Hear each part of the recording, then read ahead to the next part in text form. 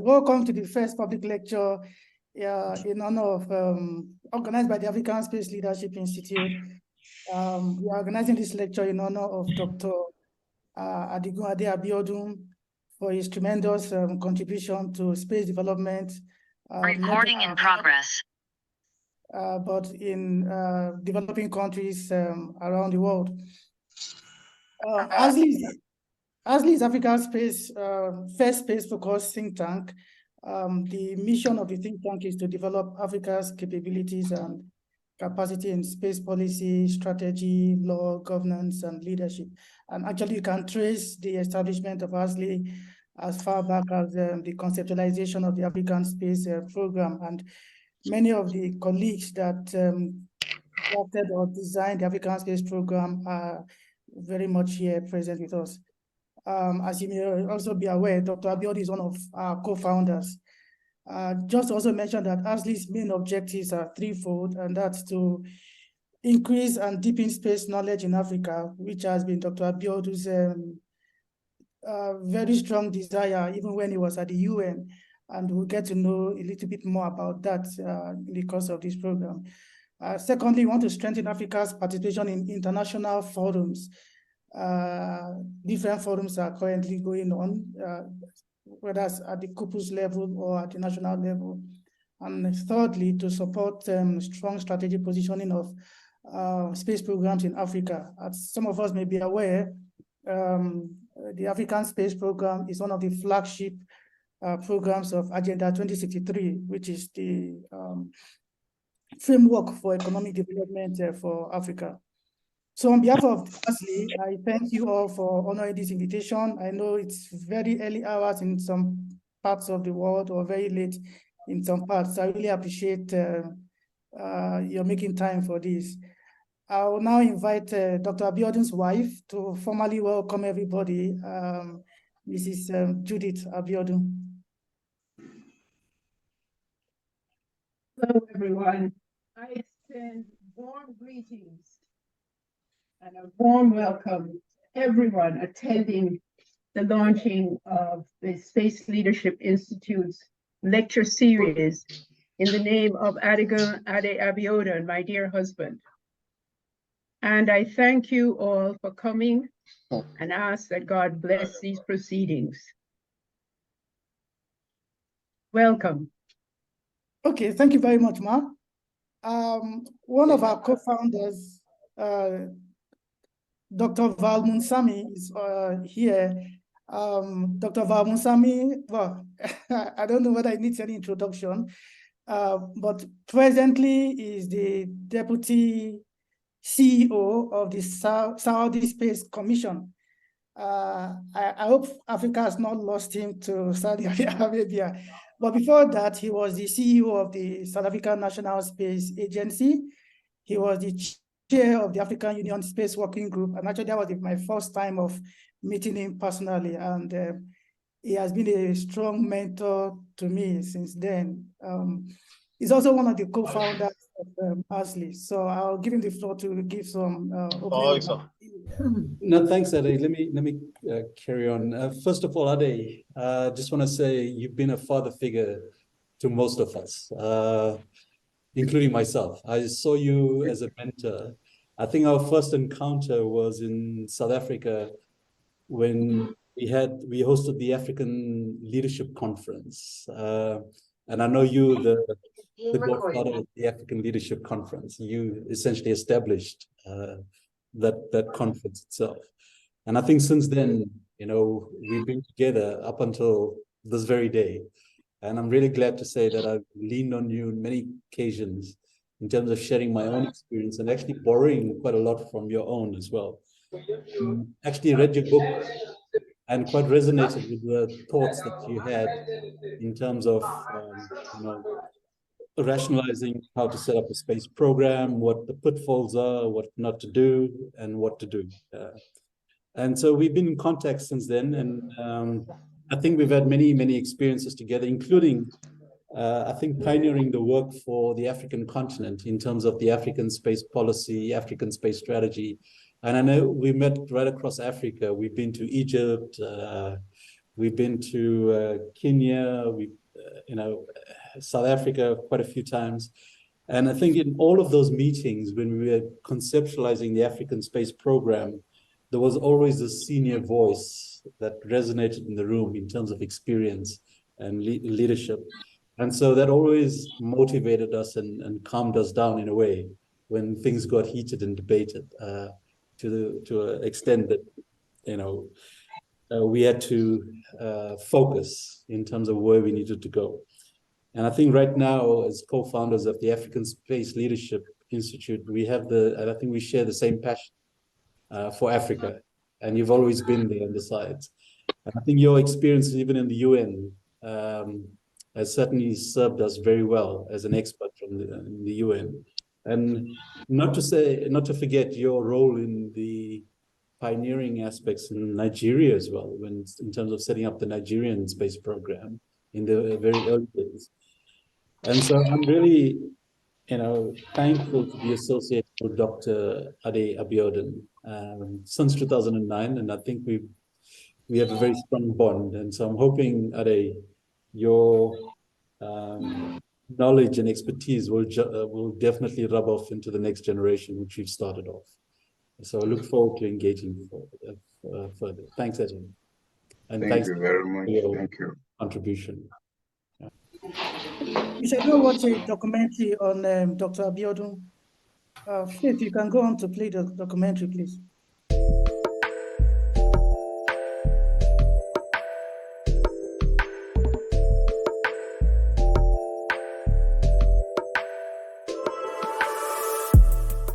Ade ABIODUN safely landed on planet Earth via Nigeria at his family's farming village of Araromi Abiodun.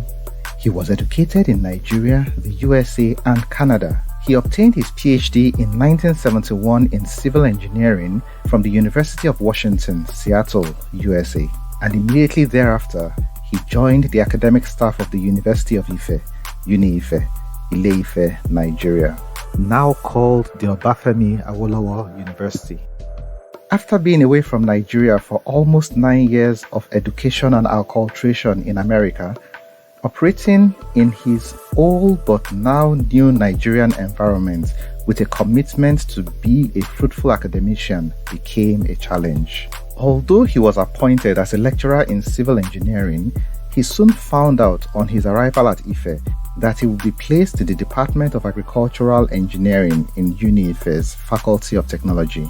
He carried out his teaching and research assignments, including publication of papers in scholarly journals, and attended a number of national and international conferences that were germane to his profession. He took his students to see sites of professional relevance to their education, including a picturesque view of an anthill on their way to the Ahmadu Bello University in Zaria. He joined his 2 other academic colleagues to provide a number of professional services to the university, particularly the establishment of the Department of Civil Engineering and its hydraulics laboratory and the servicing of its water supply system. That was also the time that the United States launched its first Earth observation satellite, Landsat-1, in July 1972. At that time, a large part of Africa, including Nigeria, was not covered by the existing Landsat ground receiving stations. Subsequently, on behalf of Nigeria, the incumbent Vice-Chancellor of Uni-Ife, Professor Hezekiah Oluwasomi, invited Ade and 8 other members of the academic staff of Uni-Ife with education, training, and experience in those areas of national development that could benefit from the data to be acquired by Landsat-2 to contribute to a proposal that Nigeria would later submit to the US National Aeronautics and Space Administration, NASA. This was Ade's first direct involvement in a space technology activity. The proposal requested NASA to acquire Earth observation data of Nigeria for use in its national development agenda. Shortly thereafter, in early 1973, the United Nations Outer Space Affairs Division issued a global call for qualified candidates to apply for participation in an international course it was organizing in collaboration with COPUOS in France on remote sensing. All those associated with the drafting of the Nigerian proposal to NASA received a copy of this United Nations announcement. Ade's application was successful, and he received an invitation to participate in the first United Nations Summer School on Remote Sensing training course that was held in Tarbes, France, from August 21 to September 21, 1973. He was also one of the 13 participants that the United Nations sponsored to this course. The UN course was very stimulating and encouraging, and it offered the participants the opportunity to meet many people from different parts of the world. At the end of the course, Ade realized that he needed more knowledge in the field of remote sensing and the broad field of space science and technology if he were to be effective in applying it to address the several lingering development issues in Nigeria. Of particular interest were such areas as water resources, agricultural and food production, environmental degradation, including deforestation and soil erosion, telecommunications, tele-education, and telehealth. Ade subsequently went ahead and applied for and was awarded a National Research Council of Canada postdoctoral research fellowship that was tenable at the Canada Centre for Remote Sensing, CCRS, in Ottawa, Canada, from December 1974 to February 1976.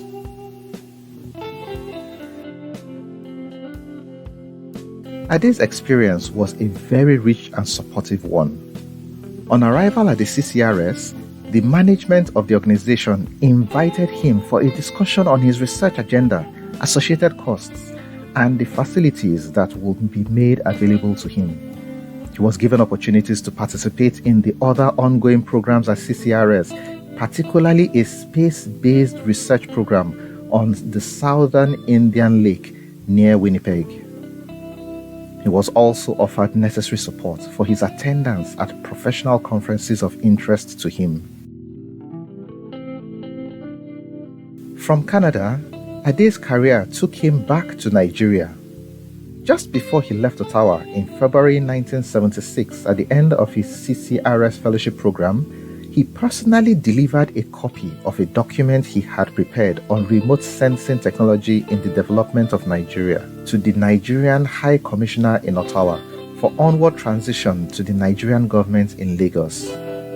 On his return to Nigeria, he sought opportunities to advance the knowledge and use of remote sensing technology at his university and in other Nigerian academic institutions and appropriate government establishments. These include the National Council for Science and Technology, Science Association of Nigeria, Lake Kenji Research Institute, Basita Sugar Estate, Ogun State Water Corporation, as well as the United Nations Economic and Social Commission for Africa in Addis Ababa. He sought to impress on them all the invaluable contributions of remote sensing to national development. Shortly after his return to Ife from Canada, he received in March 1976 an invitation from the federal government of Nigeria to serve as an advisor to the Nigerian delegation to the 13th session of the United Nations Scientific and Technical Subcommittee on the Peaceful Uses of Outer Space in Geneva, Switzerland. His contributions at that meeting led to a joint luncheon invitation from both the chief of OSAD, Professor Lubos Perek, and the United Nations expert on space applications, Mr. H.G.S. Murthy. The discussion that afternoon and subsequent communications between OSAD and the Nigerian government resulted in Ade's 2-year secondment to the Space Applications section of OSAD as a remote sensing specialist beginning on July 24, 1977.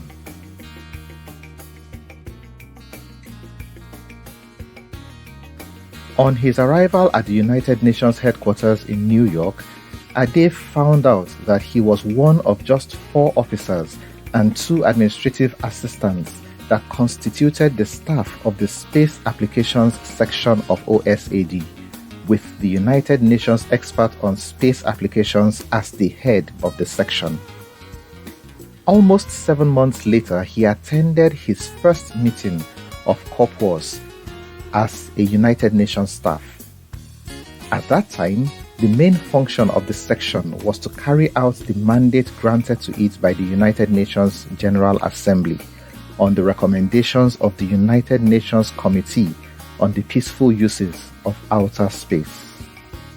Ade's first major activity at the United Nations was to plan, develop, and execute the 3rd United Nations Food and Agriculture Organization International Training Course on remote sensing applications in agriculture, with emphasis on forestry. The course was held from the 15th of May to the 2nd of June 1978.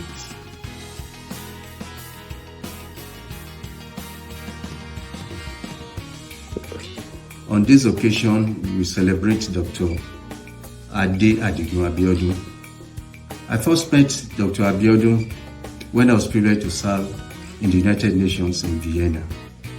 And I found him to be passionate in educating member states on the benefits of peaceful uses of outer space. On a personal level, we developed a very close working relationship. And even whenever he calls my house, incidentally my daughter will pick the phone and say, Dr. ABIODUN. So they developed a very close grandfather-granddaughter relationship. As we celebrate Dr. ABIODUN, my wife Rose and I wish Dr. ABIODUN and his amiable wife, Auntie Judith, a remarkable occasion and best wishes. The United Nations General Assembly, at its 33rd session, decided that a 2nd United Nations Conference on the Exploration and Peaceful Uses of Outer Space, UNISPACE 82, should be convened. Thereafter, COPUOS agreed that UNISPACE 82 would be held from August 9th to 21st, 1982, with Austria as the host country, just as it did in 1968 for UNISPACE 68, and that OSAD will similarly serve as the premier support secretariat of the conference. In preparation for the upcoming 1982 conference, the then chief of the Space Applications section called Ade for a discussion on what his views were on the future directions of UNSAP. Ade provided him with an internal memorandum on suggestions on future directions of the UN Space Applications Program. But by mid-1981, the incumbent chief of the Space Applications section resigned his post. In order to keep the office agenda of the UNSAP on track, in June 1981, Ade ABIODUN was appointed as the officer in charge of the Space Applications section. Subsequently, on November 3, 1981, Adigun Ade ABIODUN was appointed as the United Nations expert on space applications and the chief of the Space Applications section. Ade and his staff then refined the proposal he had proposed in late 1980 as the future direction of the program and submitted same to COPUOS for consideration during its UNISPACE 82 preparations. The UNISPACE 82 conference was held as planned. Thereafter, the UN General Assembly. In order to effectively translate the elements of the expanded mandates of the program into operational activities, the Space Applications section, under Ade's supervision, developed 3 major initiatives which were subsequently approved by COPUOS and endorsed by the General Assembly. These were: 1. The establishment of regional centers for space science and technology education in the developing countries. Today, these centers are operating in India from 1995, Nigeria from 1998, Morocco from 1998, Jordan from 2012, Brazil and Mexico, India, and Latin America. 2. The United Nations initiative to develop a satellite-based cooperative information network called COPUOS received strong support from the European Space Agency and 6 West European countries. But with no support from the African beneficiaries, the program died a natural death. 3. The organization of a course series that was funded by the government of Sweden and hosted by Stockholm University from 1990 through 1998, except for 1991. Each course session lasted 6 weeks and focused on remote sensing education for university educators. While at the United Nations, Ade Abiodun also served in a variety of other capacities, including coordinator of the participation of the United Nations in the International Space Year, which happened in 1992.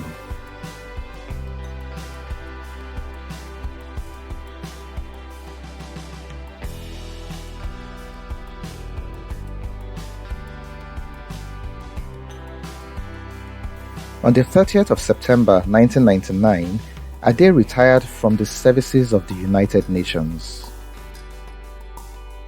In early year 2000, Ade accepted to serve Nigeria in the administration of President Olusegun Obasanjo as his senior special assistant on space science and technology.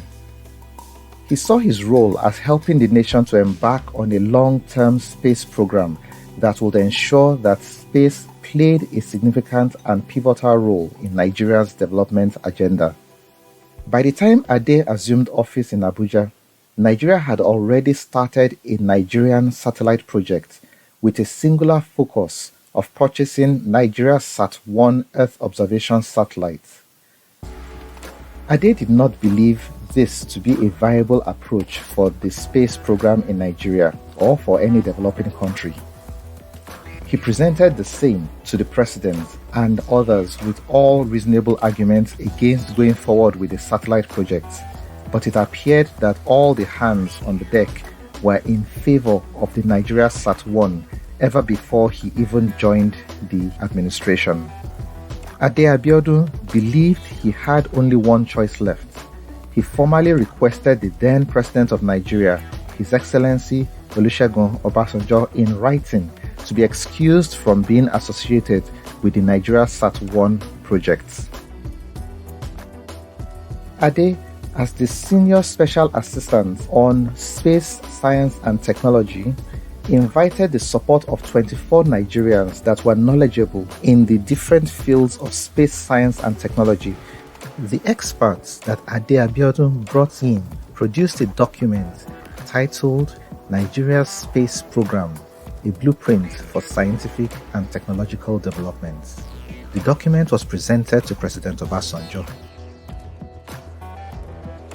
In January 2000, the incumbent Secretary General of the United Nations, Mr. Kofi Annan, appointed Ade Abiodun as a member of the College of Commissioners of the United Nations Monitoring, Verification, and Inspection Commission on Iraq, UNMOVIC. UNMOVIC was established to provide the United Nations authoritative information needed to disarm Iraq of its weapons of mass destruction and to operate a system of ongoing monitoring and verification to check Iraq's compliance with its obligations not to reacquire the same weapons prohibited to it by the Security Council.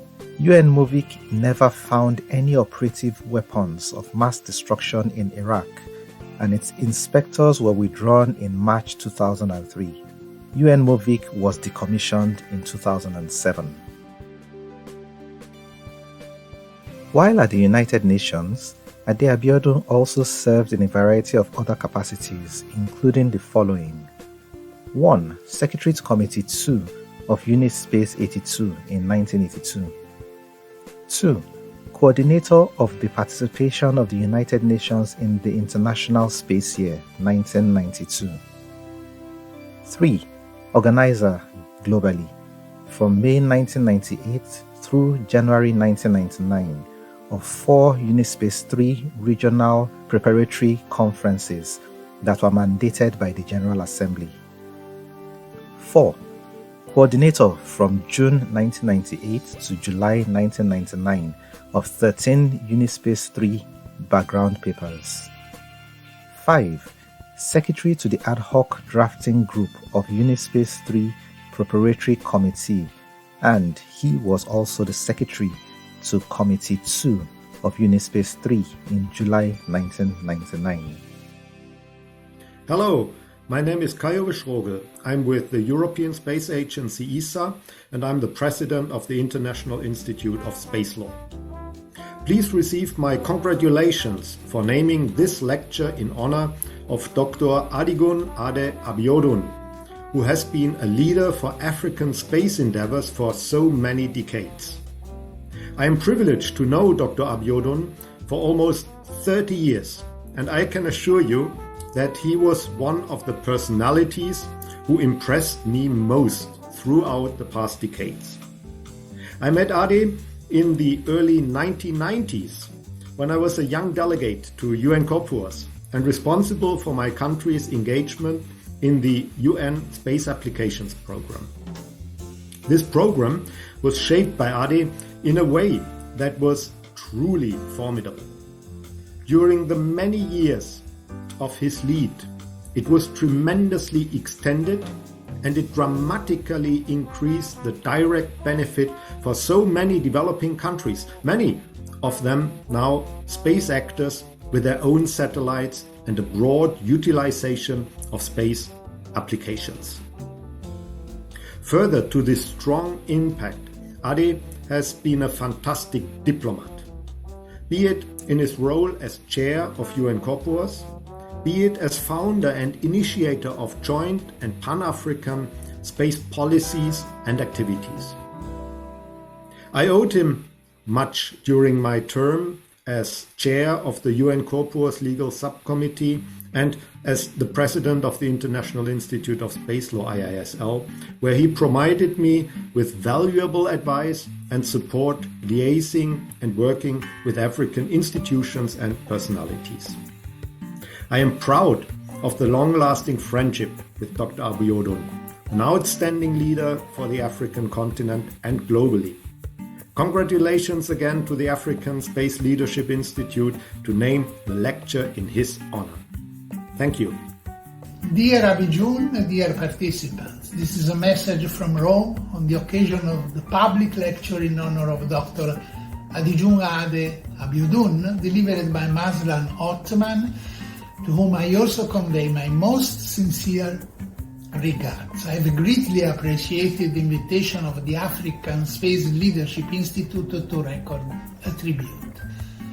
My relationship with Abijun dates back in time because we were both acting within the United Nations organs dealing with space governance. However, our personal and professional relationship touched its apex when he was elected chairman of the UN Committee on the Peaceful Use of Outer Space in June 2004 and carried out this function during the biennium 2004-2006. Thanks to his competence and strong leadership, he gave a renewed input to the committee's work. I remember his first statement as chairman when he stressed on the urgent need to move forward the sustainability of outer space activities and identify new areas for the application of space technologies for sustainable development globally. Needless to say that his vision has been always directed towards emerging space countries and in particular those of the African region. But I must also underline how open-minded and looking forward was his approach to outer space, including my sector, space law. In fact, I deeply appreciated his leadership, having had the chance to be elected myself chairman of the COPUOS Legal Subcommittee for the same biennium 2004-2006. We worked in strict cooperation and pursued common intents. Furthermore, he engaged in the organization of the UN Nigeria workshop on space law on the topic of meeting international responsibilities and addressing domestic needs, held in Abuja in November 2005, which was a great success. I appreciated then the Adigun's skills in ensuring a friendly and warm environment for all participants in his country during the official meetings and the most joyful occasions of relax. It is not easy to encapsulate in a recorded message all what I wanted to say, but in a nutshell I would say, dear Abidun, be sure of my unfailing feeling of friendship and esteem. Congratulations. Ciao. Ade Abiodun worked with like-minded professionals and colleagues and interested partners around the world to establish a number of space-related organizations and institutions, as well as contribute to their activities. These include 1. In 1986, and at the invitation of the Executive Director of ECA and the Center's Director, Ade Abiodun led the team of experts that developed the postgraduate program on remote sensing and geographical information systems for the ECA Regional Center for Aerospace Surveys, RECTAS, in Ile-Ife, Nigeria. 2. He served as member of COSPA's panel on space research in developing countries from 1982 to 1999, and ISPRS Working Group on Extraterrestrial Mapping of the ISPRS from 1988 to 1999, and C. COS ISPRS International Policy Study Panel. 3. At the invitation of the Executive Secretary of the ECA in Addis Ababa, he led from July 25 to July 31, 1990, a 3-man fact-finding mission that reorganized the administrative structure of the Regional Center for Services in Surveying, Mapping, and Remote Sensing, RCSSMRS, in Nairobi, Kenya. 4. He contributed to the development of the 1990 Summer Projects, that is, the international programs for Earth observation, of the International Space University Summer Program, Strasbourg, France. 5. He initiated, in collaboration with other like-minded African professionals, the establishment of the African Association of Remote Sensing of the Environment, AARSE, in Colorado Springs, Colorado, in 1992. 6. He contributed to the 1992 to 1994 preparatory work that led to the establishment of the Asia-Pacific Satellite Communications Council, APSCC, in Seoul, Korea, in October 1994. 7. He presented an initiative at the 1996 United Nations Conference on Sustainable Development held in Pretoria, South Africa, that subsequently led to the establishment of the African Space Leadership Conference, ASLC.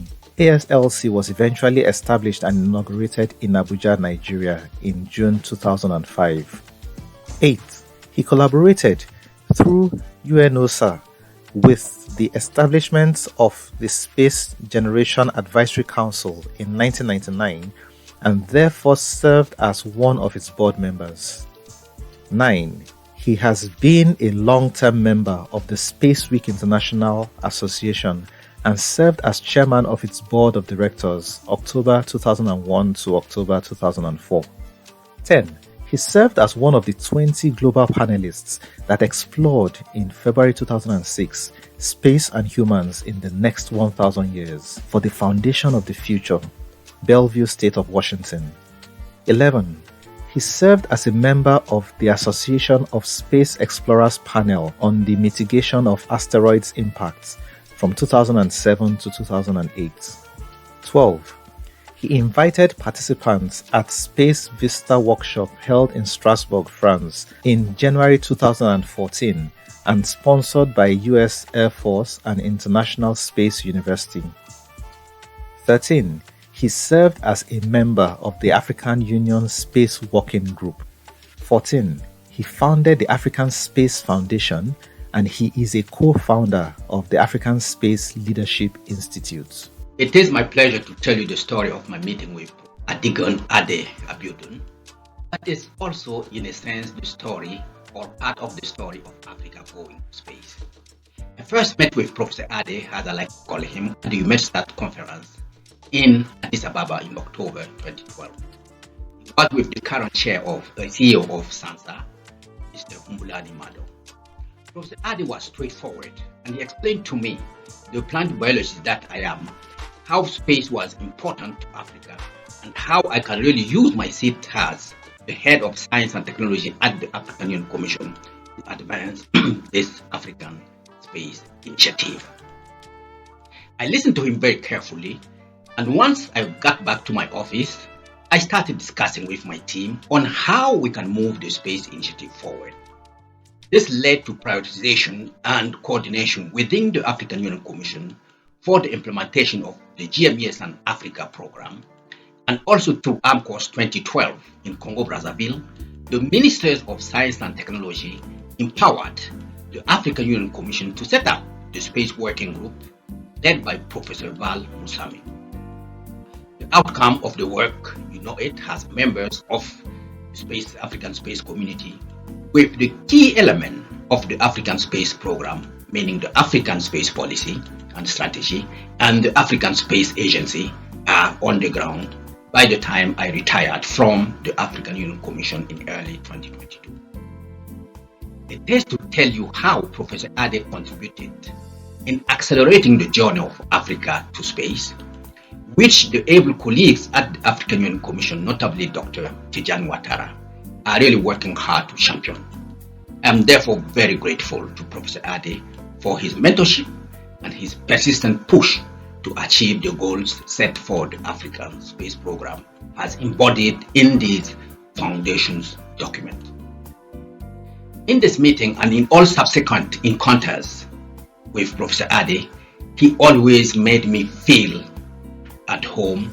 He made me feel more important and more empowered, which are usually not part of my characters. I cannot thank Professor Ade enough for his contribution in the conception of the African Space Program and his mentorship. This is part of his legacy and I will always remember it. I wish you well, Professor Ade, and I want to thank you all for listening. My name is Bruce Forster. I was a professor of satellite remote sensing at the University of New South Wales in Sydney and the Australian delegate to the Asian Association on Remote Sensing. My wife, Jan, and I have known Dr. ABIODUN for many years, both personally and professionally, and we are delighted that he is being honoured by the African Space Institute for his work throughout the world over many, many years. Adi has made a tremendous contribution to satellite remote sensing, Earth observation, and the peaceful use of outer space, firstly through his foundation of the African Space Foundation, and over many, many years, his work with the United Nations. Adi has always seemed to be very busy, never stopping, always on the go. But there is another side. When my wife and I hosted him in Sydney, we decided to take him to the famous Sydney Opera House to see a grand opera. But after days of flying, jet lag finally caught up with him and he fell asleep. So we let him sleep quietly and peacefully through the remaining performance and woke him at the end and got him home back to his hotel safe and sound. Dr. ABIODUN is a great African, a world leader, but more importantly, a great human being who is charming, intelligent, always full of fun, and we both admire him very much and feel honoured to be his friend. Thank you. Thank you, Bruce. Thank you. Throughout his career and immediately thereafter, Ade continued to research, lecture, and publish in his chosen field of interest, and much more. Most of these, including joint papers, are available online via LinkedIn, ResearchGate, and academia.edu.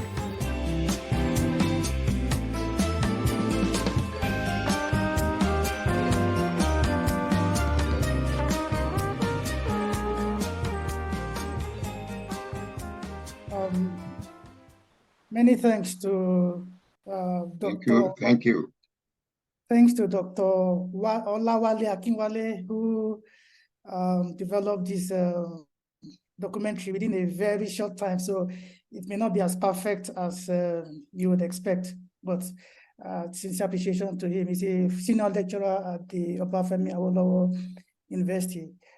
All right, so we come to the major highlight of the program, which is the lecture itself. And we have Professor Maxlan Hoffman, who is going to be delivering the lecture. But I'll just give a brief introduction of Professor Hoffman, who is also not a new person within the space community. Professor Hoffman obtained a PhD in astrophysics from the University of Otago in New Zealand and became a lecturer at the University Kebangsaan, Malaysia. Sorry if I don't pronounce that very well. That was in 1981. She was seconded to the Prime Minister's Department in 1990 to set up and head the Planetarium Division, which subsequently became the Space Science Studies Division in 1993. Appointed by University Kebangsaan, Malaysia, as Professor of Astrophysics in 1994, she was also appointed Director of UNOOSA, that's the United Nations Office for Outer Space Affairs in Vienna, Austria in 1999. She returned to Malaysia to become the founding Director General of the National Space Agency, which is called AARSE, and that started in July 2002. In this capacity, she established the National Observatory in Langkawi and the National Space Center in Selangor. She headed the National Angkasa Program, which was the Malaysian astronaut program, which saw the launch of the first Malaysian to the International Space Station, ISS, in 2007. She was responsible for the launch of Malaysia remote sensing satellites Tongsat and RazakSat.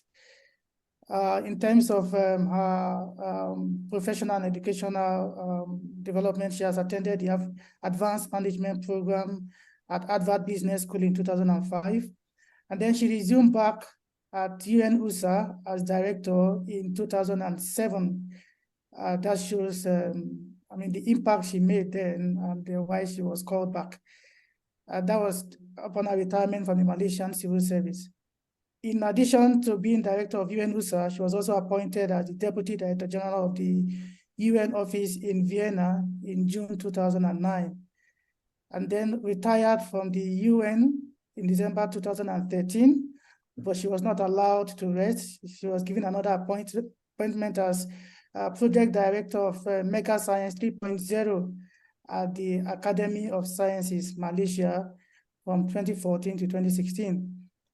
She then became Professor Emeritus at UKM in 2015 and was a Fulbright Scholar at the Space Policy Institute at GWU, that's the George Washington University, from 2015 to 2016.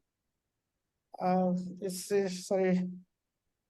she was elected Senior Fellow at ASM in 2016, was Director of the International Science Council Regional Office in Asia and the Pacific region from 2017 to 2021, and many other things which I want to go into now, but we are very happy and privileged to have Professor Maxlan deliver the first public lecture by ASLI. Professor Maxlan, you have the floor, please. Faith, thank you. The slides also. Yes, you will help me share the slides. Thank you. I think Yeah, everybody can hear me. So esteemed guests, ladies and gentlemen, I feel I'm among friends. So I'm not going to be too formal. You know, and I welcome you all to just interrupt and ask me a question if it was a burning one. So I first met Ade more than 30 years ago. Just counting this morning, I'm thinking, wow, more than 30 years ago. It was in Indonesia in 1993 or thereabouts. So shortly after that, I was made the head of delegation, the head of the Malaysian delegation to the United Nations Committee on Peaceful Uses of Outer Space. So I got to know Ade better, and I became more familiar with the work of the UN and of the office. Now, as fate would have it, in 1999, I was considered as one of the candidates for the director of USA.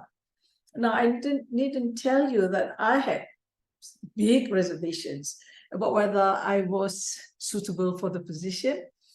But I know Ade never doubted that I could do the job. So thank you, Ade, for bringing me into the fold of the UN, first informally as the head of the delegation, and then I went in formally there. And as it turned out, Ade, my 10-year stint at the UN was the most rewarding part of my career. And I had a very, very satisfying career in Malaysia. But somehow when I think about what I could achieve and the sort of support that I had to, my stint at the UN was incomparable. So again, I'm deeply grateful to Ade and extremely honored at him and everybody to be invited to give this Adigun Ade ABIODUN public lecture. I was happy to recall, you know, what Ade had done for all of us, because now the one most important thing that both Ade and I were passionate about was to bring the developing countries into the realm of countries involved in space. So about 30 years ago, still there was an elite group of countries who call themselves spacefaring nations. And of course, Ade and I have seen so much change. Today, almost every country that sets its mind or sets its sights on launching an object into space can actually do so. But there is still this lingering question: why should we go into space? So can you change the slide, please, Etin? Okay, so why should we go into space? I mean, all heads of space agencies, whether he's a space agency of NASA or me, when I was head of space agency, almost every day we would have to answer this question: why should we go to space? After all, don't we have problems with food security, water security, energy security, climate change, you name it? And this surely must be addressed as a priority. But really, it is these very problems that actually tell us that we need to go to space. So I'm going to illustrate this. I think I'm talking to the converted, so I'm not going to talk very long about this. So my premise is that humanity should go to space.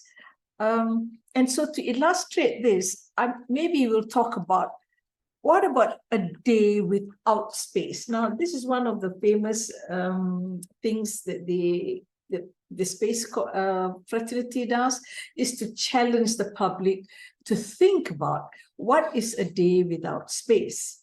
And then, of course, we tell the public that on the day when they wake up that we have removed all space assets, is that everyday technologies that we take for granted will go dark.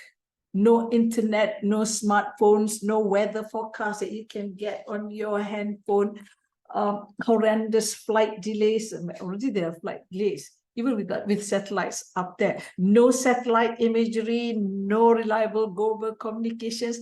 You can't make that transfer internationally to your mom, for instance. No precision guided anything, not for farming, not for aviation, nothing.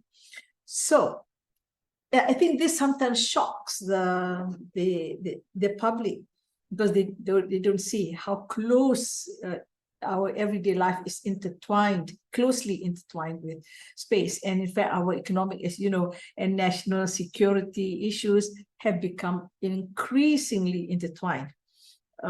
And they are continuously and increasingly reliant on space services. But as I say, I'm talking to the converted, so I don't want to talk about this too much, because I have something else that I want to talk about. So, so then, given the crucial importance of space, should developing countries stay on the margins and watch the rest of the world benefit from what space services have to offer?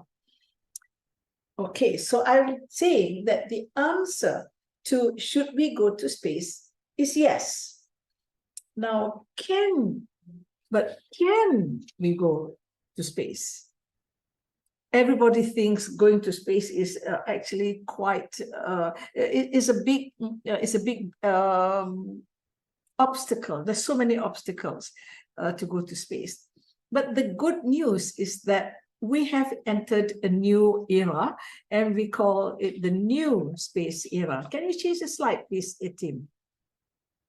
So we now have what we call a new space era. So what is this new space era? So change the slides again.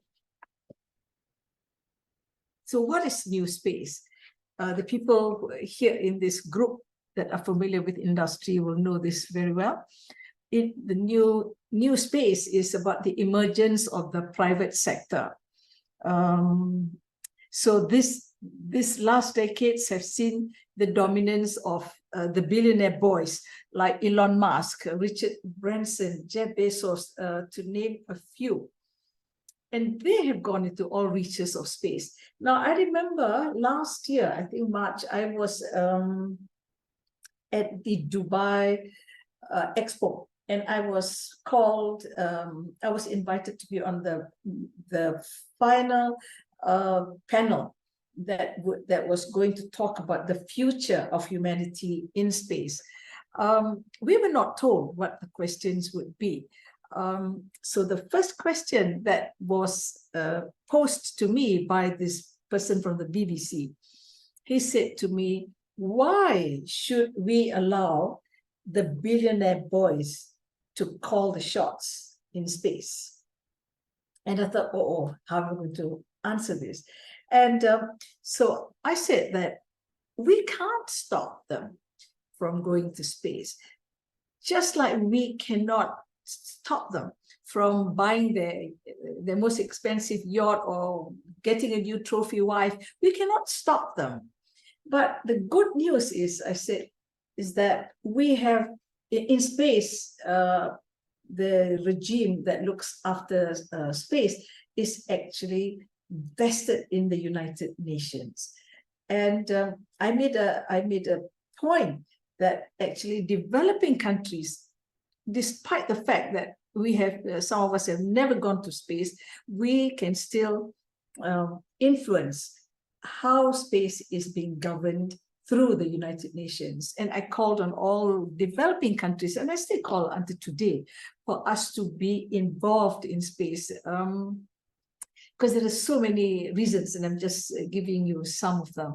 So this private space industry, I'm trying to list there. We've got the private launch companies, you know them all, I think, and we've got small satellite constellations. From what I saw yesterday, Elon Musk's Starlink makes up half of all the satellites up there in space right now. It's quite frightening, actually. And then there's also suborbital tourism, Jeff Bezos and Richard Branson are in those realms. In-orbit services, a lot of people don't realize this, but we have the capability today to service satellites in space. And of course, my favorite of all, the interplanetary travel. And there are so many issues here. There are the ethics, the moral issues, but I still think that just because we have problems, it does not mean that we shouldn't do it. What we need to do is take the bull by the horns and address those issues. Of course, today they're saying that we already have trillionaires on Earth, but if you want to be a quadrillionaire, you need to be talking about space resource exploitation. You would have seen slides and a lot of articles on the amount of, precious minerals going to be in space, and that is the way to it. It is the space, the gold rush is going to be in space. And I always tell the public that there are already companies, entrepreneurs who are already thinking about going to space to mine on asteroids, to mine on the moon. But all this, the different things that the private sector is coming up with has made innovation part of the equation. And so with all this innovation going on, it has lowered the barrier of entry to space. And that's why I'm saying that any country with its sights on sending a satellite into space can actually do so now. There are entrepreneurs, even in Malaysia, we're talking about entrepreneurs, and we don't even have a space program. So there are entrepreneurs in India, in China, in, of course, Europe, in the US, it's, taken for granted. So all of this augurs well for the space sector. As I said, there are all kinds of economic numbers. You go to ChatGPT, you get all these numbers, and I thought, I'm not going to go and look for those numbers. You can look for them yourselves. But the important thing to remember is, of course, there are key success factors if we do want to go to space. And can you change the slides, please? Now, at the national level, at the country level, political leadership is so important. And I say this because the only reason Malaysia had a space program was because of political vision, somebody who could see the role of space in not only 5 years, but in 50 years. And you need somebody with a political vision like that. But that alone is not enough. We need consistent and sustained commitment, especially in human capital development. If we're talking about Africa, the less developed parts of Asia, of course, we have to leave out Japan, Korea, and China. But we must focus on human capital development. Again, I'm not going to tell you in what fields, because ChatGPT will tell you all of that. But as important is building that STI ecosystem. Why? Because you need that research milieu that will help the country innovate. And it's that research milieu that will also provide some of the new technologies for industry. So it is extremely important to build an STI ecosystem that is wholesome, that will allow the country to develop its science and technology. So can you change slides now, please? But I want to take, sorry, I'm just taking my papers here. What I want to do, and I think I've been, because as I said, you're going to find ChatGPT give you all these answers, but I want this opportunity to promote something. And that is in the area of cooperation and collaboration. We're talking at intra-regional, and that's where ASLI will come in. You're going to be discussing what your cooperation and collaboration efforts are.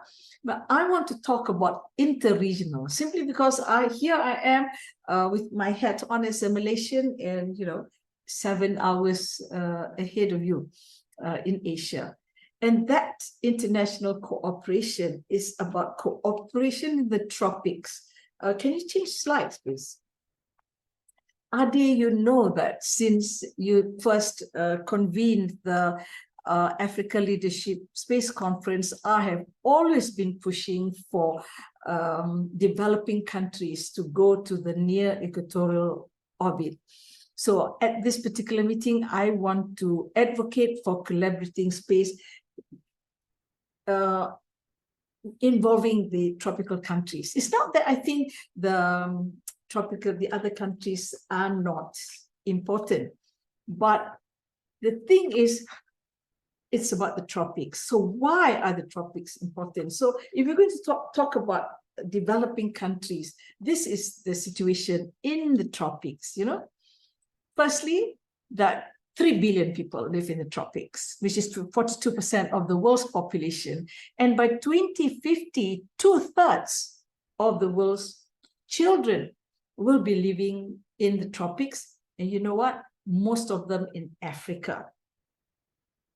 Now, on top of that, we have the fact that 80% of the world's languages are spoken in the tropics. I love this fact. I hadn't realized it, and my mind was blown. My God, the world's languages, 80% in the tropics, And then the tropics covers 40% of the world's agricultural area. We have 80% of the world's biodiversity.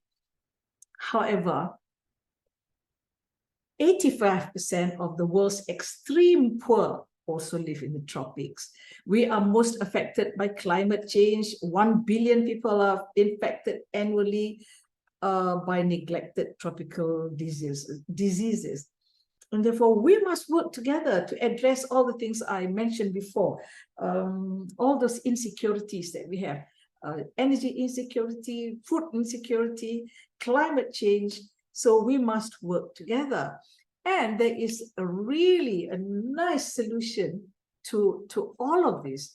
And that is by having interregional cooperation in the tropics, by having, so here I'm just reminding everybody, what do we mean by the tropics? And of the 50, I think, I might be wrong here, 54 countries in Africa, 43 of you, or 80%, are in the tropics, So there is good reason for us to want to go to the tropics. And what I'm proposing here is a constellation of satellites at the equator itself. Can we change slides? Again, I'd like to remind everybody that I have been advocating for this passionately for a little while I was in the UN, and then I came back to Malaysia and got completely distracted.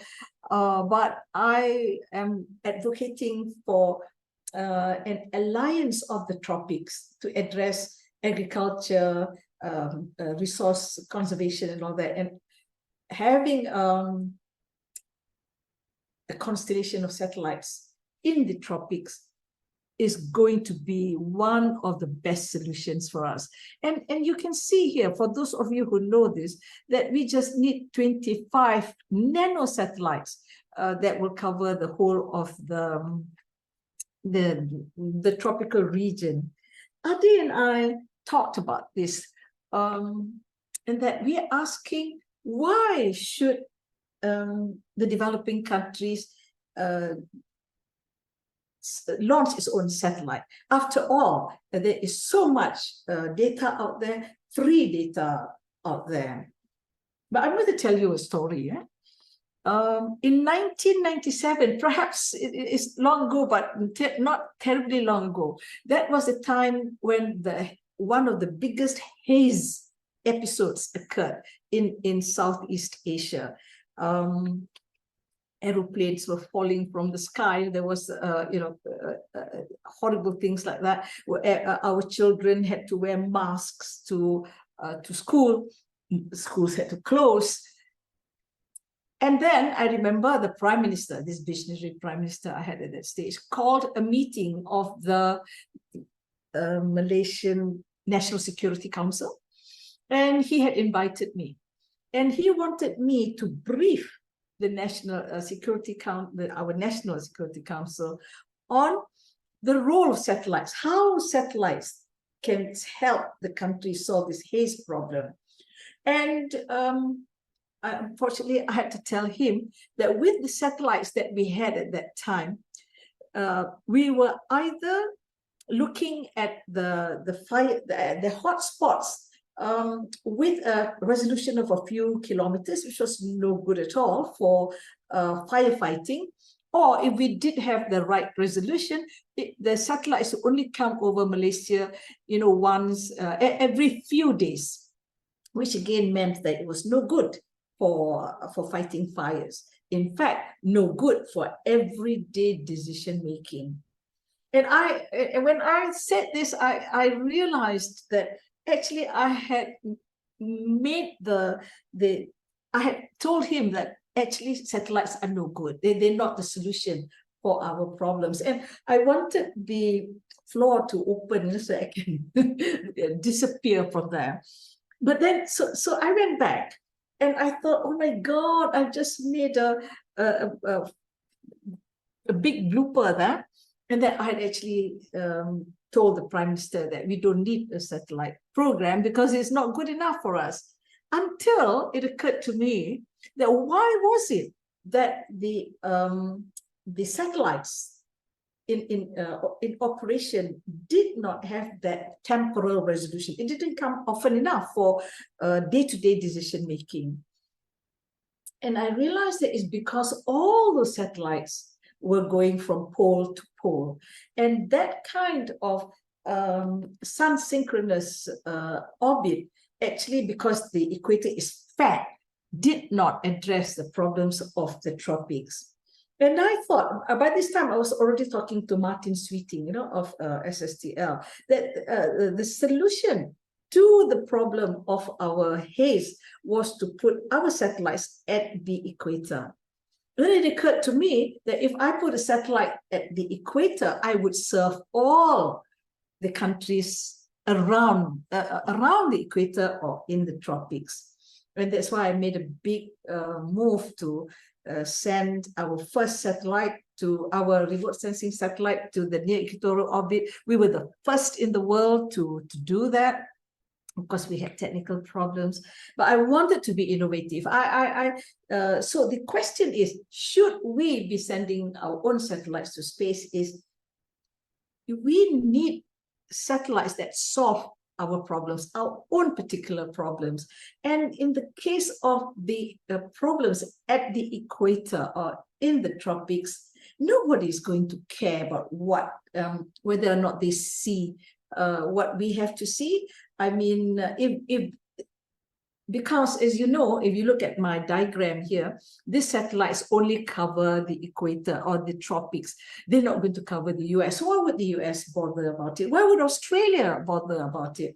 Why would the whole of Europe bother about getting satellites into the orbits that are critical for us? So to me, that would have been, that still is the raison d'etre for us launching our satellites into space, Ade. And there are, if we contribute these satellites, we could contribute to getting data of the oceans in the tropics. As you know, there's not enough information of the oceans in the tropics and many other things. As I said, because the tropics is very fat, and therefore we lack some data. So there is a clear contribution the tropical countries can make to the worldwide data that we need to solve a lot of those problems. So I'm sorry I'm taking this time, but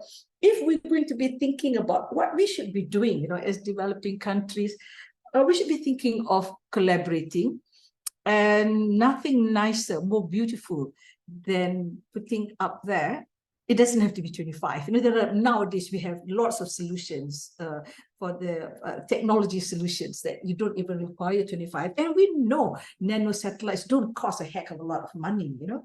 And therefore, so there is a problem with the launching, but we can solve that problem. There's no problem here that cannot be solved. And I always think that. And so I really, but I am not pushing it here only. I'm going to be pushing it at our international conference on tropical science, at APEC, in ASEAN. I'm not going to give up yet. Sometimes I think I should, but no, I think not. Okay, so please, thank you for indulging in what I'm trying to advocate. Now, the one thing I wanted to say before I end is that, next slide, please.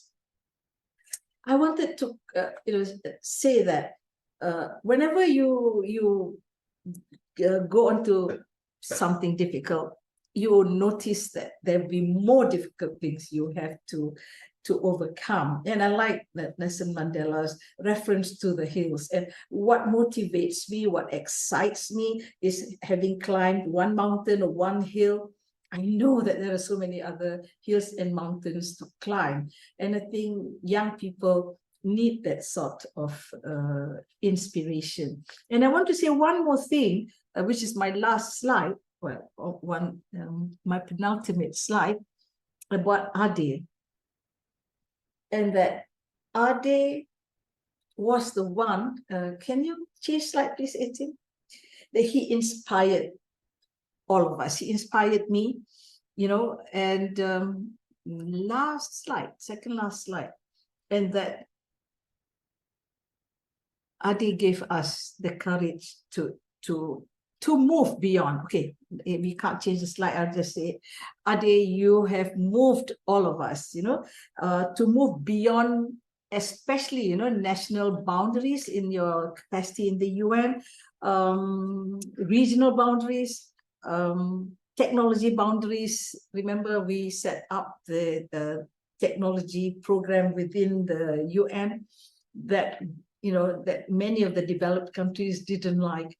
So we should be getting over, going beyond those boundaries. And Ade has been that mainstay in making sure we did that. Here we go, that he inspires all to move beyond with them. So Ade, thank you for being such an inspiration. I also want to say, Ade, you were also sometimes quite overpowering. But even in your being overpowering, you were awesome, you know. So I'd love you to be as overpowering as you were then. And so, ladies and gentlemen, thank you for your time, and thank you for being such an attentive audience. Thank you, Professor Maxland. Very exciting lecture. I recall in 2013, which was, I think that was my first time of meeting you in person also, at the AARSE meeting in Ghana, in Accra, when you also brought this message about collaboration for the equatorial region. 2013 at team, and where are we now? 2023, and we still haven't started anything. Where I haven't really, you know, what is that word? Really taken the bull by the horns. And I hope that the younger people will take this on. I'm not sure I have any more energy to do this, but I'm sure Ade will be very unhappy to hear me saying I don't have any more energy. But yeah, we can try. Well, I think the young people amongst us are listening. And another highlight I just wanted to mention was the issue of polar orbit satellites versus equatorial orbit satellites. That's also been a huge issue, especially in African countries, but especially in Nigeria also. And I guess Dr. Abiodun will want to describe his experience also, maybe when he has a chance to talk about the challenge and the opposition he had when he was trying to share the idea about the importance or why we should give priority to equatorial orbit satellites rather than polar orbit satellites. So thank you once again, Professor Maxland. I just want to see whether there is maybe just one or two questions for Professor Maxland. I recognize that I see comments, tributes, and testimonials in the chat box. Thank you very much. Keep them coming. Is there anybody that has a quick question, just one or two for Professor Maxland? I'm just looking at the chat.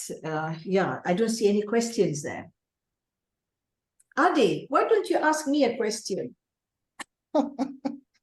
What are my plans?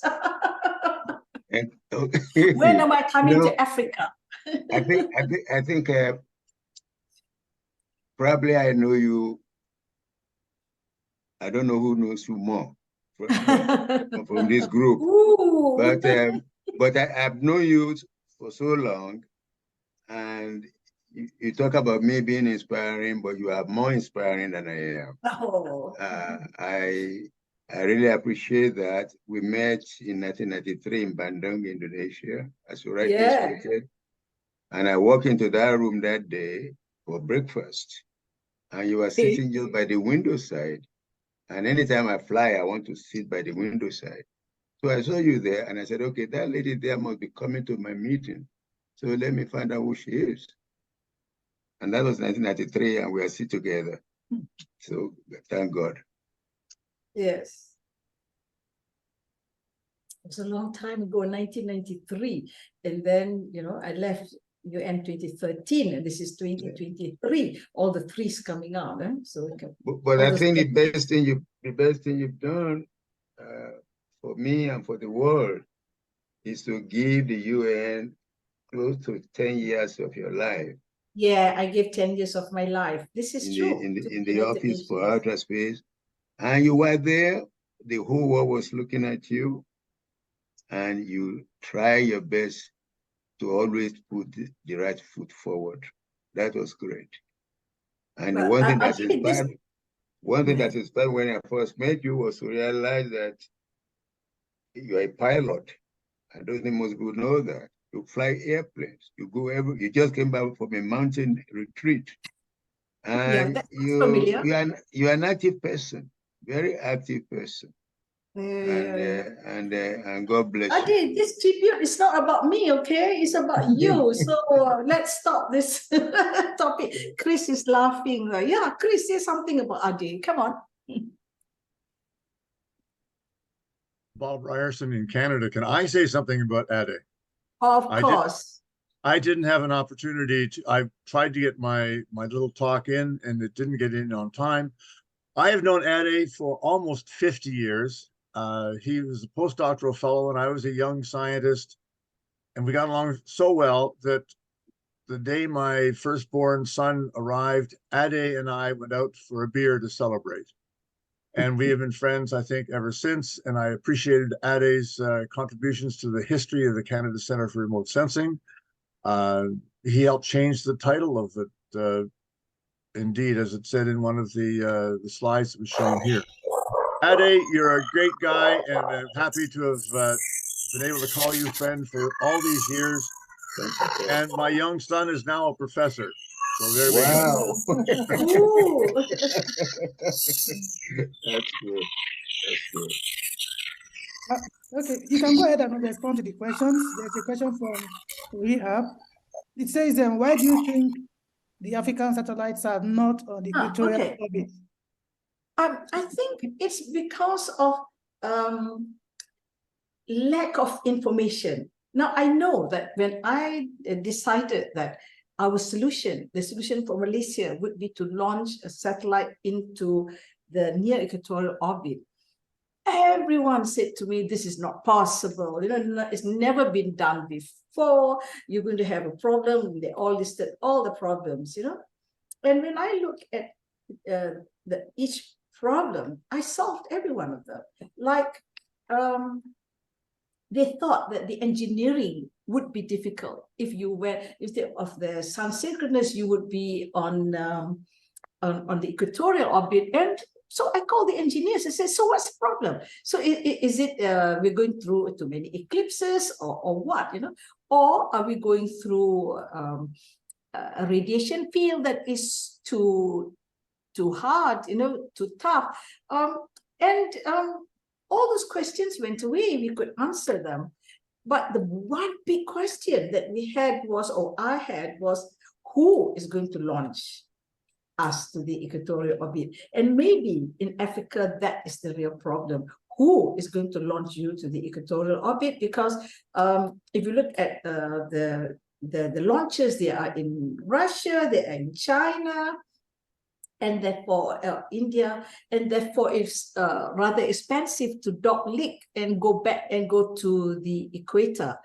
I understand that, and I had gone many parts of the world to see who could provide us this equatorial launch, and that's when I found Elon Musk. So I was one of Elon Musk's first well, not admirer, but yeah. He had a McLaren in his garage. Oh my God. Anyway, that's beside the point. So he had this idea that he was going to launch from Kwajalein, you know, the islands in the Pacific. And he said that he would be able to inject us directly to the equatorial orbit. And straight away, we formed a partnership. And of course, there were problems because his rockets failed. And I told the Malaysian government that we are thinking of going with Elon Musk on a long-term basis. So just because he is not able, he has to delay the launch, it does not mean that we're going to go out of the contract with him. And I don't know why I had that thought that our relationship with Elon Musk would be a long-term one. And he did launch us to the equatorial orbit, but unfortunately he's now got too ambitious and he's not interested anymore in launching little satellites to the equatorial orbit. But then that's where I've been talking to Brazil, for instance. Brazil can also launch to the equator, but then there is a solution. I mean, you have to look for it, you know. And the other thing that they talked to me about was that it would be difficult to analyze the data because at the equatorial orbit the sun would be changing all the time, and of course computers can do that. Computers can make all those corrections as well. No, nothing is impossible, and going to the equatorial orbit is feasible. Yeah, thank you, Professor Maxland. I think we can move forward. So, hi team, there's Guy Pinolet who wants to speak. He's got his hand up. You can unmute, Guy. I think. Okay, I reactivated the. Can you hear me? Yeah, there's a bit noisy, but... I want to say thank you, Professor Othman. This is a great presentation, and thank you, everybody. 10 days ago, I was at the United Nations to propose an 18th objective for sustainable development. And I have put in this discussion the link that everybody can have this great conference and can watch the whole day was recorded. So if you look at discussion, I have put the link. Thank you, and this is a great conference, and I'm so happy I was here today to attend and listen. Thank you.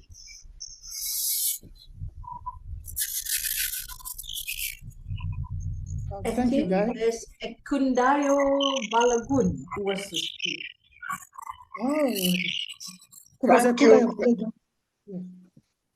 Thank you very much. I really appreciate this. In fact, I only knew about this just about 3 or 4 days ago.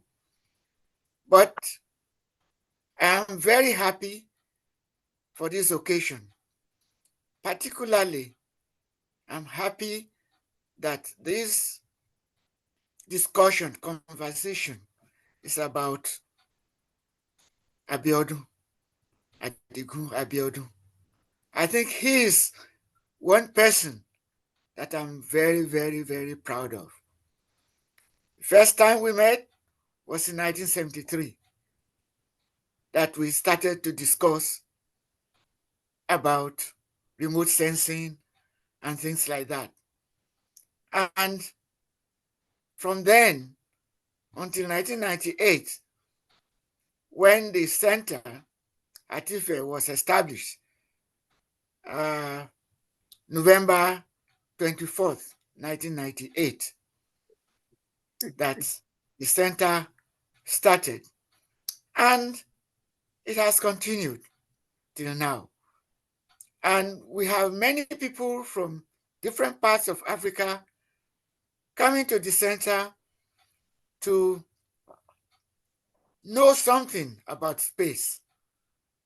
And I must say that what we have today from the speakers, from people who have made comments from all parts of the world, from Australia to Malaysia, I'm overwhelmed.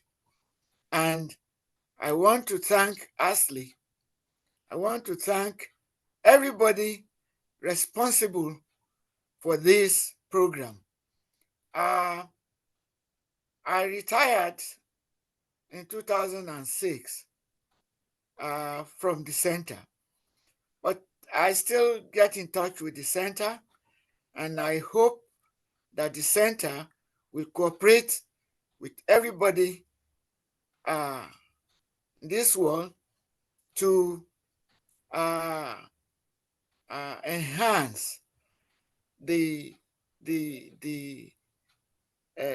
what we get from space. I remember when I started the Space Center in IFE, somebody said, look, there are so many problems on Earth. Why do you go to space when there are problems to solve on Earth? And I said, look, if we are to solve the problem on Earth, we must be able to go to space so that we can see every section of the Earth at once. And I'm particularly happy today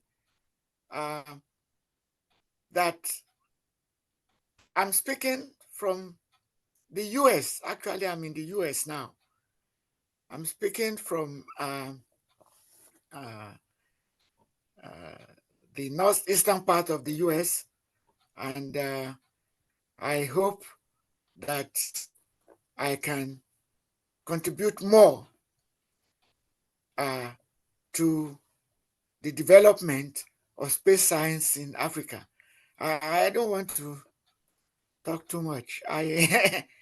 I'll stop now and allow people to make comments, and particularly I'm happy to see Dr. Abiodun's face. I am particularly happy, and I'm happy to see Etim. I call him Etim. And I want to thank you for giving me this opportunity. Thank you very much. Thank you very much. Thank you, Professor Balogun. Thank you. The foundation you laid at the center was very solid. And as you know, I'm still at the center, even though I'm on study leave right now. And one of your sons is now the director, as you may be aware, Professor Babatunde Rabiu. So yes. I think we are on course to fulfill your dreams and your vision. And the center marks 25 years this year in November, as you may be aware. And I think there are programs being lined up to mark the 25 years of existence of the center. So thank you very much. Thank you to Dr. Abiodun also. I know two of you work together in trying to ensure that the center, facilitating the coming of center to Nigeria. Thank you, sir. I see Mr. Kehinde Abiodun sound is up. Yeah. Thank you, Mr. Moderator. My name is Kehinde Abiodun. I'm speaking from United Kingdom. And as a family member, I want to say the quality of leadership of our great dad, doctor, name it all, Dr. Adigun Abiodun, and it has inspired us. Even though in Abiodun family, we are a very small family, you can see the quality of leadership as he has exhibited around the world. At the moment, he is our family head, and during the COVID, he has done something marvelous in the family by using the Zoom as a way of bringing the whole of Abiodun family together all over the world under the name of Godful. So that shows you and shows everybody that Dr. Adigun Abiodun is great man. And I'm so pleased, I'm so happy that you've all expressed your personal opinion and most of the things he has done around the world. And we pray for good health for him. We pray for long life. And we thank you all on behalf of Abiodun family for showcasing this event. May God bless you all. Thank you. Thank you kindly.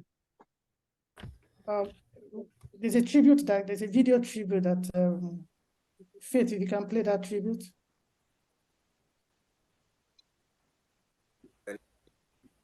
My name is Peter Olufemi Adeniyi. I first met Dr. Adigun Ade Abiodun in 1975 in Canada, when he was about completing his report on space at the Canada Center for Remote Sensing. Since that time, we've become so close, and we've been working together on a number of fronts. Dr. Abiodun is a passionate individual about space development in Africa, and in particular in Nigeria. Since about middle of 1970s till 1999, Dr. Ade Abiodun used his position at the UN to ensure that so many African scientists and engineers benefited tremendously through the conferences and seminars and workshops. I want to particularly say something about Nigeria. Whatever is not documented, very little can be learned. I want to sincerely thank Dr. Adigun Ade Abiodun for his book on Nigeria's space journey, Understanding his Past and Reshaping the Future. He is never tired. He lives with space. He dreams about space. And anybody opening any discussion with Ade Abiodun is about how Nigeria and Africa can develop. We have not reached the level that he wants, but he has led a good fight. And so I want to thank the organizer of this particular event. Some people will have died before they recognize them, but in the case of Ade Abiodun, it's not like that. So I pray to God to grant him good health, to grant him long life, so that before he passes on, he will have seen that the situation about development of space technology will have been improved. Congratulations, Ade. I love you the way you love Africa and Nigeria. Thank you. Thank you. Thank you, Peter. Thank you. Thank you. Coincidentally, today is Dr. Abiodun's birthday. Today, 26th September. Some of us may be aware. I don't know whether I'm permitted to tell his age in African culture. You are permitted. You are permitted. So today, I think, if I'm not mistaken, I think Dr. Abiodun will be 84. Correct. Okay, because I remember I wrote something when you're on your 80th birthday. So I want us to sing a birthday song for him. But before that, I think maybe some people want to speak first. I see Mr. Pandoye's hand is up. Okay, can you hear me now? Yes, sir. Thank you. Thank you very much for this opportunity. I happen to be the first undergraduate that Dr. Abiodun supervised at IFE. And I just like in his profile, he was talking about the water supply to the university. I did the preliminary work on the on the river, Okpa River, the runoff, rainfall runoff.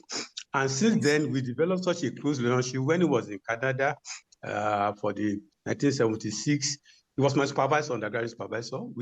I was in the university as a graduate assistant. And when he finished, we've been so close. When I was going to the US for my postgraduate study, he wanted me to look into the area of remote sensing and water. In fact, he struggled so much hard for me to be part of the remote sensing family. Unfortunately, I'm a hardcore person. I prefer the hydraulics and the river system. I finished on complex river system. But all along, he monitors me. In fact, the first thing I want to tell people is that he was one of the first professional engineers that Ife employed. And at that period, engineering faculty were not keen on professionalism. So because of that, he encouraged me to become a professional engineer. That when I got to California, I also make sure I applied and got my professional registration in California in civil engineering and a licensed surveyor. And he was always in communication with me.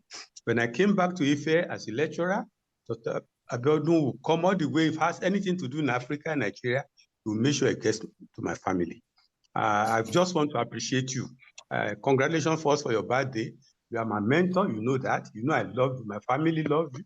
When he was in Abuja as a special assistant, I was in Kaduna. In fact, almost every 2 weekends, I go to see him. And we travel together to come home to Abiodun village, if I use the right word. So, Dr. Abiodun, we are happy for you that you are being honored while you are still alive. You know the rest of my family members, they know you, they love you, they appreciate your role in our lives. And I so want to congratulate you again. Don't let me, but that I want to give others the opportunity to talk. God continue to grant you good health. My greetings to Judy too, so that people know how close we are. So God richest blessing. Amen. Thank you, Sanjo. Thank you, Thank you. Mr. Thank you. Bamidele. I've not had the opportunity of meeting you, but maybe also thank you for how you helped when Dr. Abiodun was launching his book in Abuja. Yes. Thank you so much for your immense support. Bruce? Yes, this is something that Adi wouldn't know, but I also celebrated my elder brother's birthday today, who's also 84. So 84 years ago, without knowing Adi and not knowing my older brother, we were born, one in Africa and one in Australia. So it's just his 74th birthday today. So congratulations, Adi. Thank you very much, Bruce. Say hello to your brother for us. Thank you, Professor Foster. Yeah, Andrea, please. I was trying to reach you earlier. Please, you have the floor, Andrea.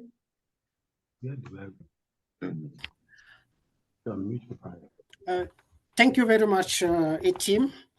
My name is Andre Nongerma, and I'm the chief of the Geospatial Information Management section at the United Nations Economic Commission for Africa.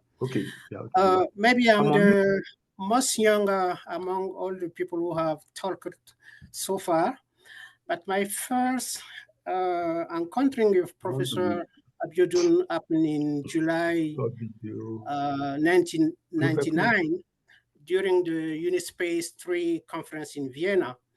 And I can say that has made all the difference till today. And Professor Abiodun has been a role model for all of us in the science and technology field in Africa. And as the saying goes, people will forget what you have said, and people will even forget what you have done. But one thing that will never be taken from us is the impact we have on others, and particularly the impact of Professor Abiodun on all of us. While the world will never fully capture the sincere gratitude we hold for you, Professor Abiodun, we can continue to honor and celebrate your impact and legacy by how we continue also to serve, lead, and discharge our duties for Africa and for the United Nations at the global level. So thank you very much for having crossed our path at some point in our life. And I can assure you that this makes all the difference till today. And happy birthday to you. Thank you so much. Thank you, Andre. Thank you very much. God bless you. Thank you, Andre. Please, while I still have you, I was trying to reach you earlier because of a question that is here on the chat box. Andre was one of the members of the African Union Space Working Group that developed the African Space Policy and Strategy, and eventually the African Space Agency. So there's a question here, Andre, which, if you don't mind, I want you to respond to. It says, regarding the formal inauguration of the African Space Agency, how could that push forward the space industry in Africa, especially as not all African countries are getting involved in this endeavor? I believe that personally that putting in place the African Space Agency will foster the partnership and collaboration we are looking for, and help us build some of the regional blocks that are needed to enhance or strengthen space activity in the continent. And I believe with that, the African Space Agency will help us amplify or increase the uptake of space science and technology in Africa. And then, of course, this will have a benefit directly on the space industry in the continent. This is how I can just say quickly on this question. Thank you. Yeah, okay. Thank you, Andrea, and thanks so much for your support for AARSE, the African Space Leadership Institute, since its inauguration last year. Andrea was one of the speakers at the launch event last year. I think finally for now, we have Adigun Ade. I think that'll be the last for now. We can continue the discussion later. Adigun Ade. Good afternoon, everyone, or good morning, or good evening, depending on your location. I just want to say congratulations to my uncle. He is my uncle, but I start to call him Daddy anytime. So I also want to say congratulations to him. I appreciate and I'm so blessed with all his achievements. I say thank you so much. And I want to wish him a happy birthday because he has been so good and so nice to me. He's my daddy and he knows I love him as much as he loves me. Thank you, everyone. God bless you. Happy birthday, Daddy. I love you, Daddy. Okay, thanks. I love you. Say hello to your family. Okay, thank you, Mrs. Pofola. So I think it's fitting for us to sing a birthday song for Dr. Abiodun before we give him an opportunity to respond to what everybody has said, and maybe if you have questions for him also, we can interact with him. But I think before he comes up, you can unmute ourselves and we sing a birthday song for him. Okay. So, okay, 1, 2, go. Happy birthday to you. Happy birthday to you. Happy birthday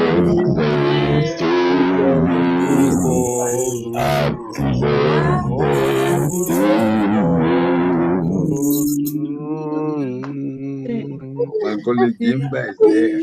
Oh my goodness. Many happy returns. Okay, Dr. Abiodun, we wish you a very happy birthday, and we are really happy to have you. I had my first personal contact with you was in 2011. I was privileged to win the SGAC Ade Abiodun. It was called Adigun Ade ABIODUN Scholarship Award. And I had the opportunity, that gave me the opportunity to attend the ALC in, that was in Kenya, Mombasa, Kenya in 2011. And that was back to back with the IAC, which was held for the first time in Africa at Cape Town in South Africa. And since then, you took me up as your son. Coincidentally, biologically, you have girls, so it was just naturally fitting for me to come in as the only son. Thank you so much for all your support for me, my family. I mean, all through the years, including when I was doing my master's at GWU, where Professor Maxland also, when I was doing my master's in science and technology policy with a focus on space policy, Professor Maxland was doing a fellowship then. We were both at the Space Policy Institute at that time. Yes.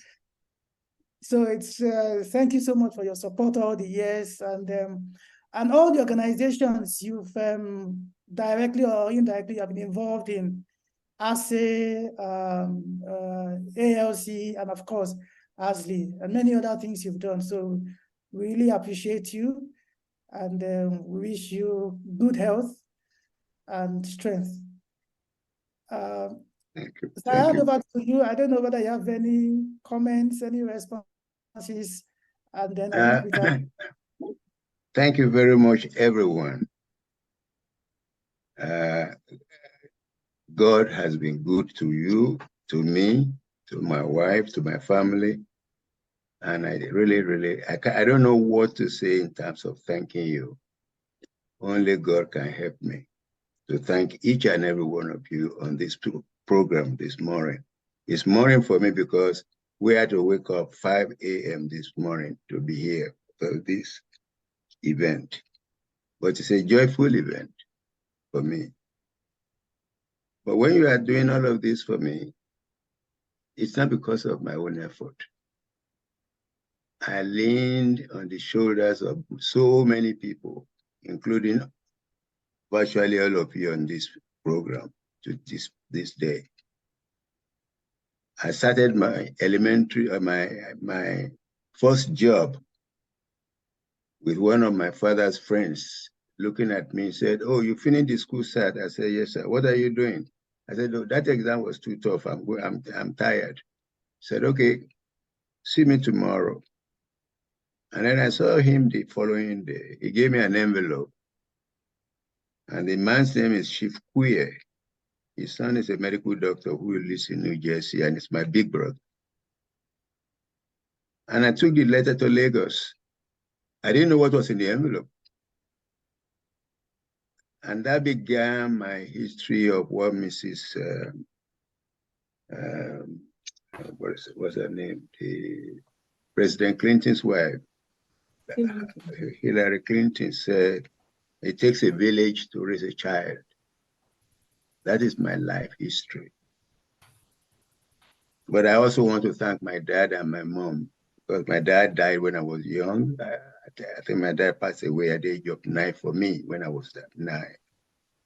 But he left an unwritten will to be implemented by his own brothers, that my sister and myself should be taken out of the village and sent to Abeokuta to be educated. And we went to Abeokuta, and Kehinde here, his father was that man who made it possible. And when I got to Abeokuta, I went to Mrs. Kuti class. I didn't know what it was, but later on I discovered it was an elite school. That is, all of you know Fela Ransome Kuti. That was his mother's school. And from one step to another, one day to another, I ended up in the United States. And the producer of the program told you I'm from the University of Washington. That's true. But again, that was an accident, because the day that scholarship advertisement closed in Nigeria, that was the day I applied for it. And when they called me for the interview, they had so many magazines of American universities. The only promise I made is that if the question came up, I would not choose any university in Southern United States. Now, the question came up. if we give you this scholarship, where do you want to study? And I had picked up 3 bulletins before going inside. And all the 3 bulletins were bulletins of the University of Washington. And I knew nothing about the University of Washington. In actual fact, I called Seattle at the interview.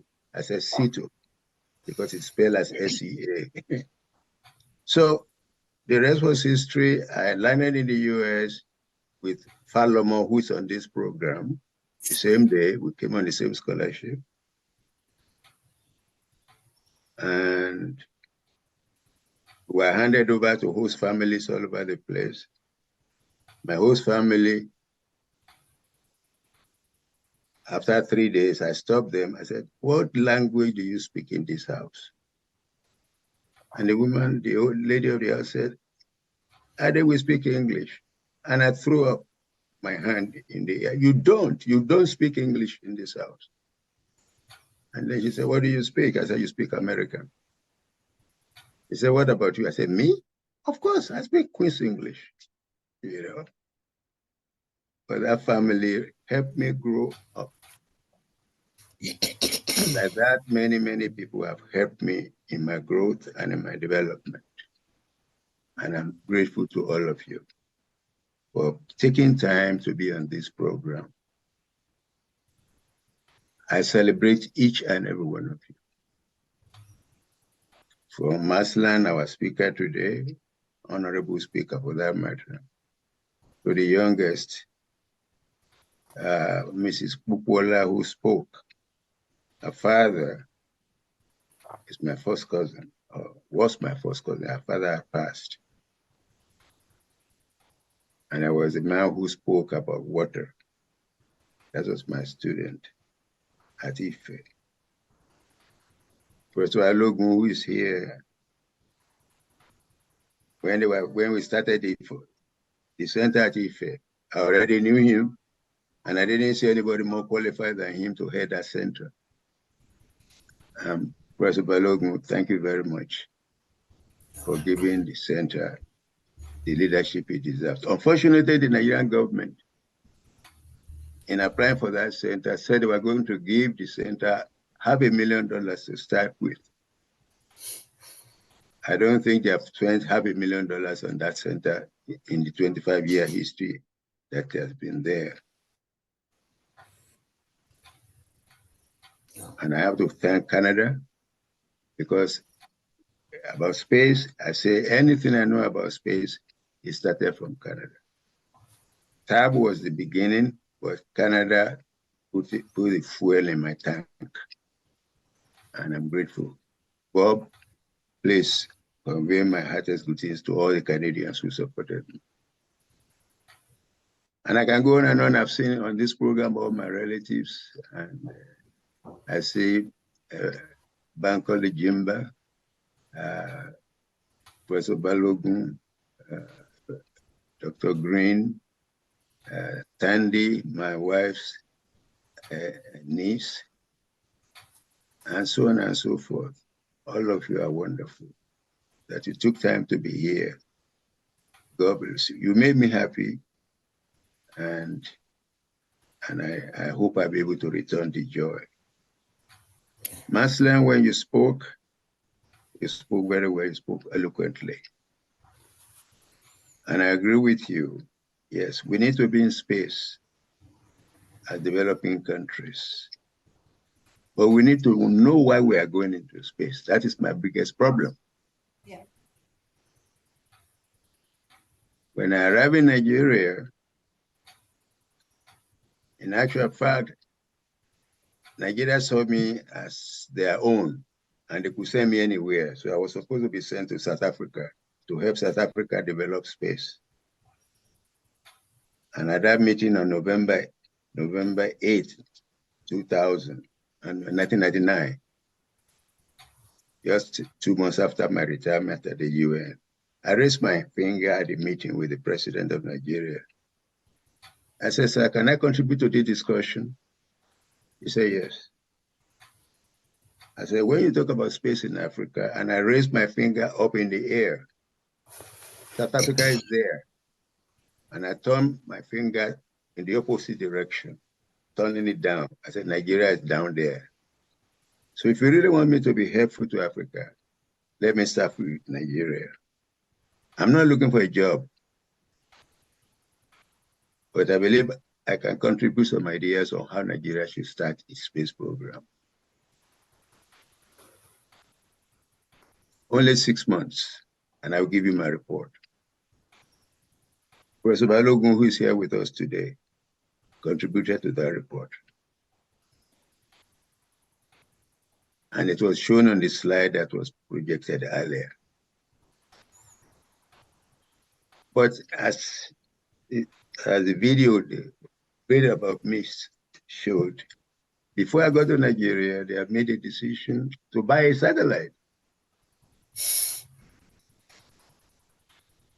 by a country that has not been building ordinary bicycle or motor bicycle.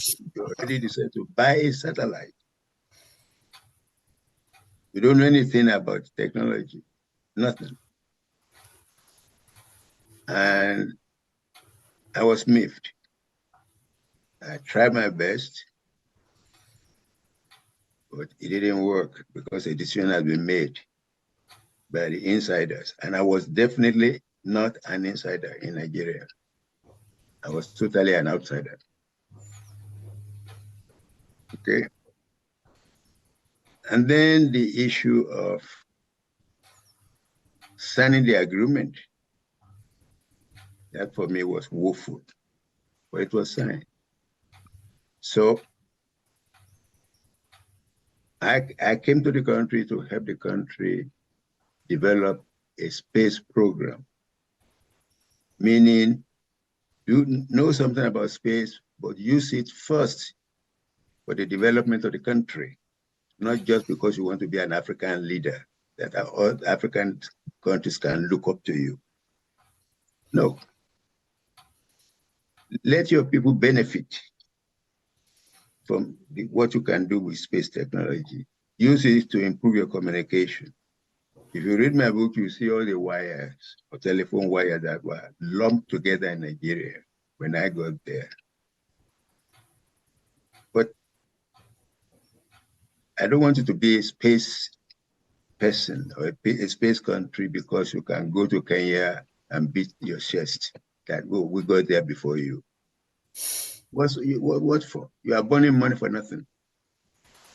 More so when you build a satellite, or you didn't build it, when you bought a satellite, you could not control.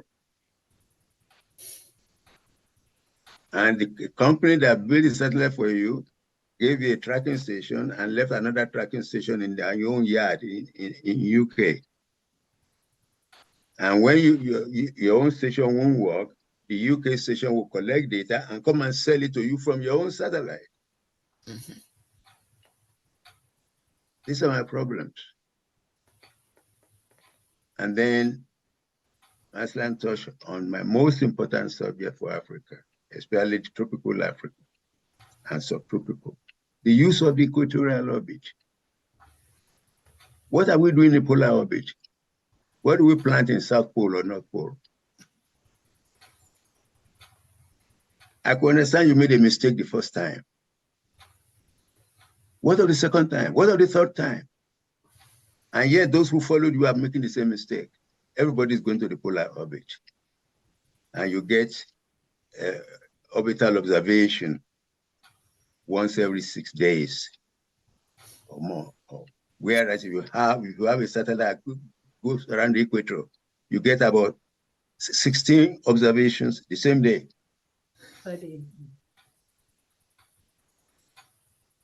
So you have a disaster, whether it's flood or fire, hurricane, you can monitor it very well if you have that.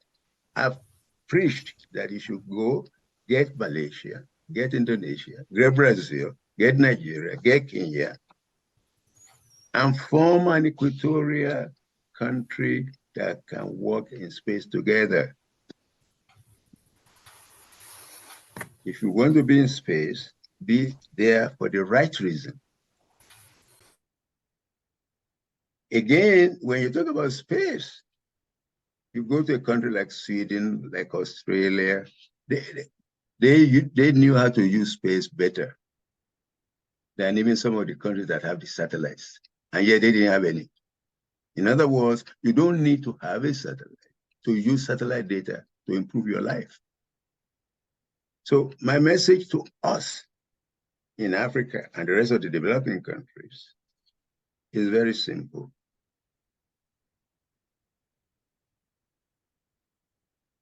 Use space to solve your problems on the ground. At Balogun answered that question, or somebody answered that question today. Not because you want to be there in space, more especially when, as a result of orbital debris, your satellite is ready to be knocked off and you cannot control it. Nigeria Sat-1 or Sat-2, within 2 months apart, had that experience. And without NASA, the satellite would have been knocked off, no matter what insurance you have. So my request is that we need to understand the difference between the pursuit of space race, and we don't have a space race as we used to, but the pursuit of space cooperation. First of all, if you are going to cooperate about space, you must start with science and technology. You must have a solid foundation in science and technology. When you are running the space program in your country and your universities are not part of that effort, and it becomes a civil service operation, it's not going to work. It's not going to work. And if I want to thank any country in the world today for making space better for most countries in the developing world, it's Sweden. Somehow, they opened their door for me when I went there in 1989. And we negotiated. I said, we're in my office in New York. We are running these courses.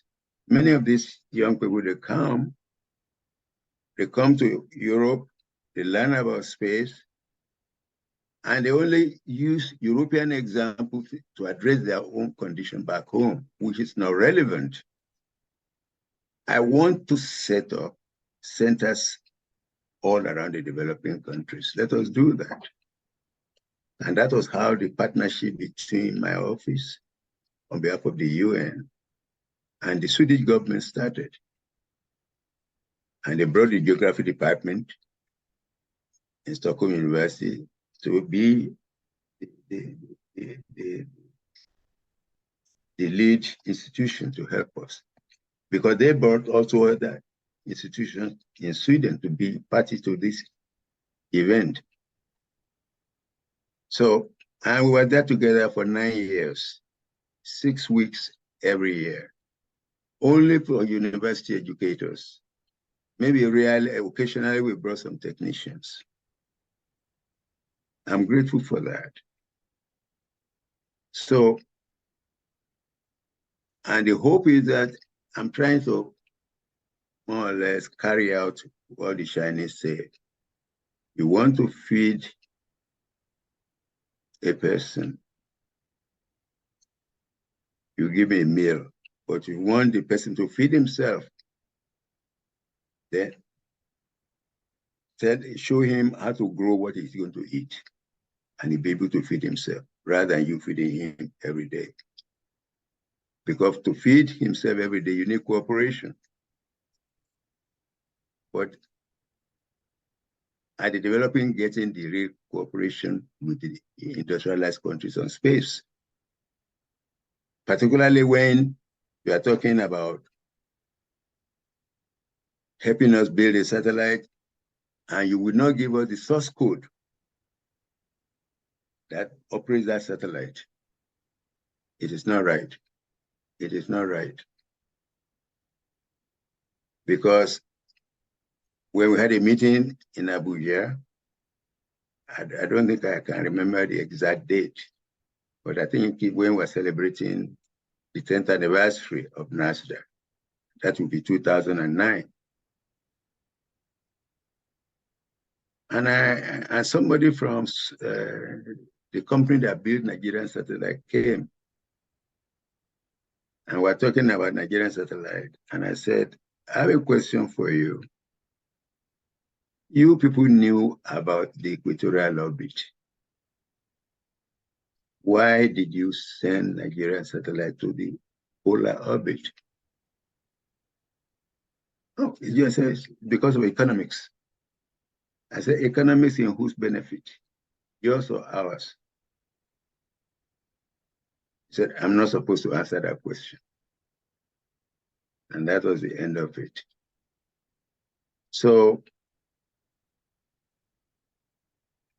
I believe that if you want to establish a sports program, you establish it not because it is a national achievement or that it gives you pride,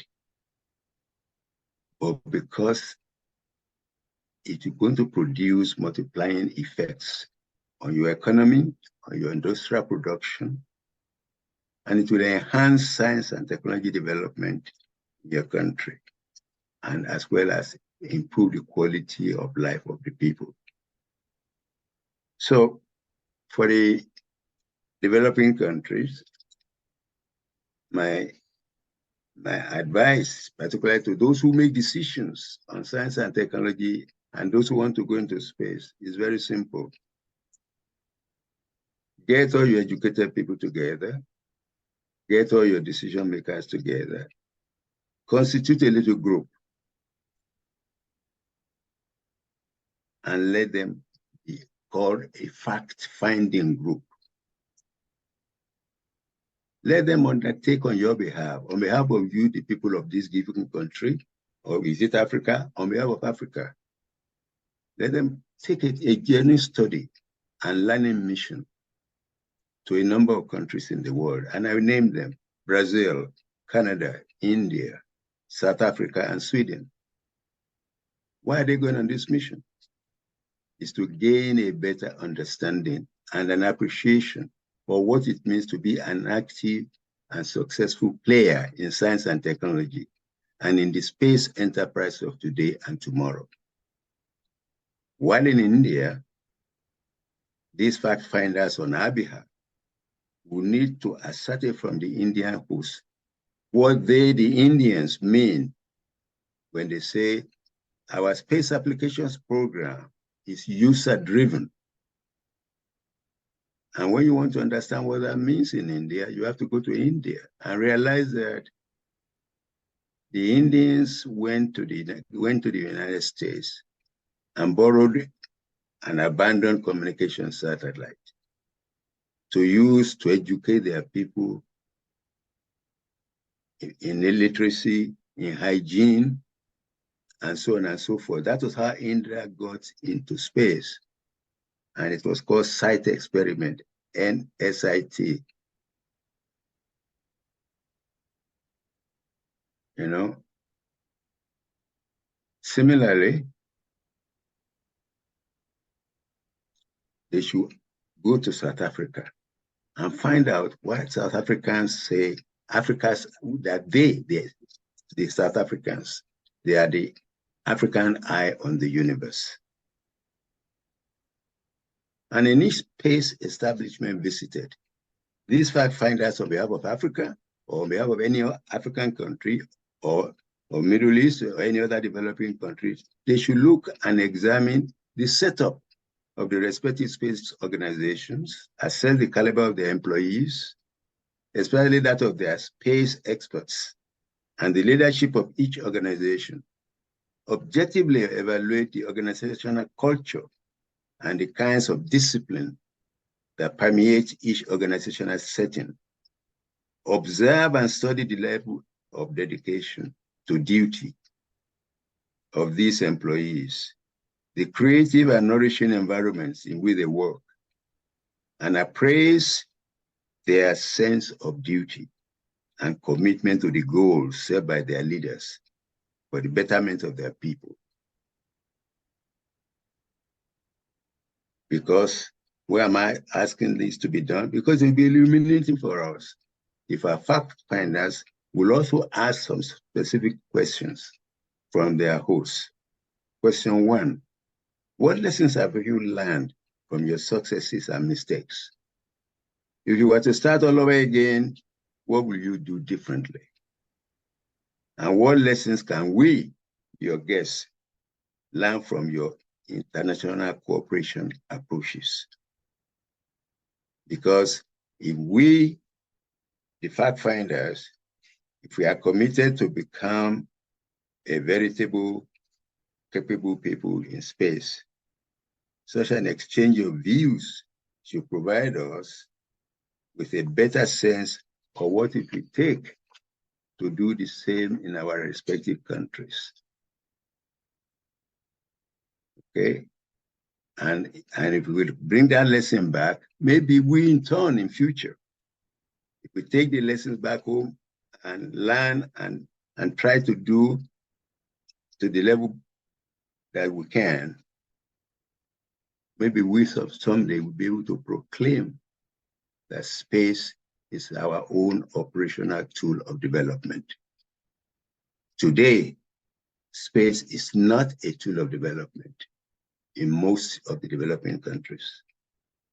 It is a tool of pride. That is what it is.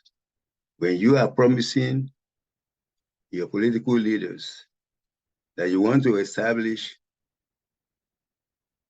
a launching pad in an African country, because no matter how many natural resources you have, whether it's oil or gold or diamond, whatever, you are telling your political leaders that because you have a launching pad in your country, you are going to make more money for the government. Let us talk let us say the truth. Let us speak the truth, because it's not right. It is not right. And my prayer is that the African youth, people like Etim and others within his orbit, will take to heart the lessons the Space Generation Advisory Council is doing. It's a bunch of young people who started in 1999 when we were having the 1999 third UN conference on space called UNISPACE 3.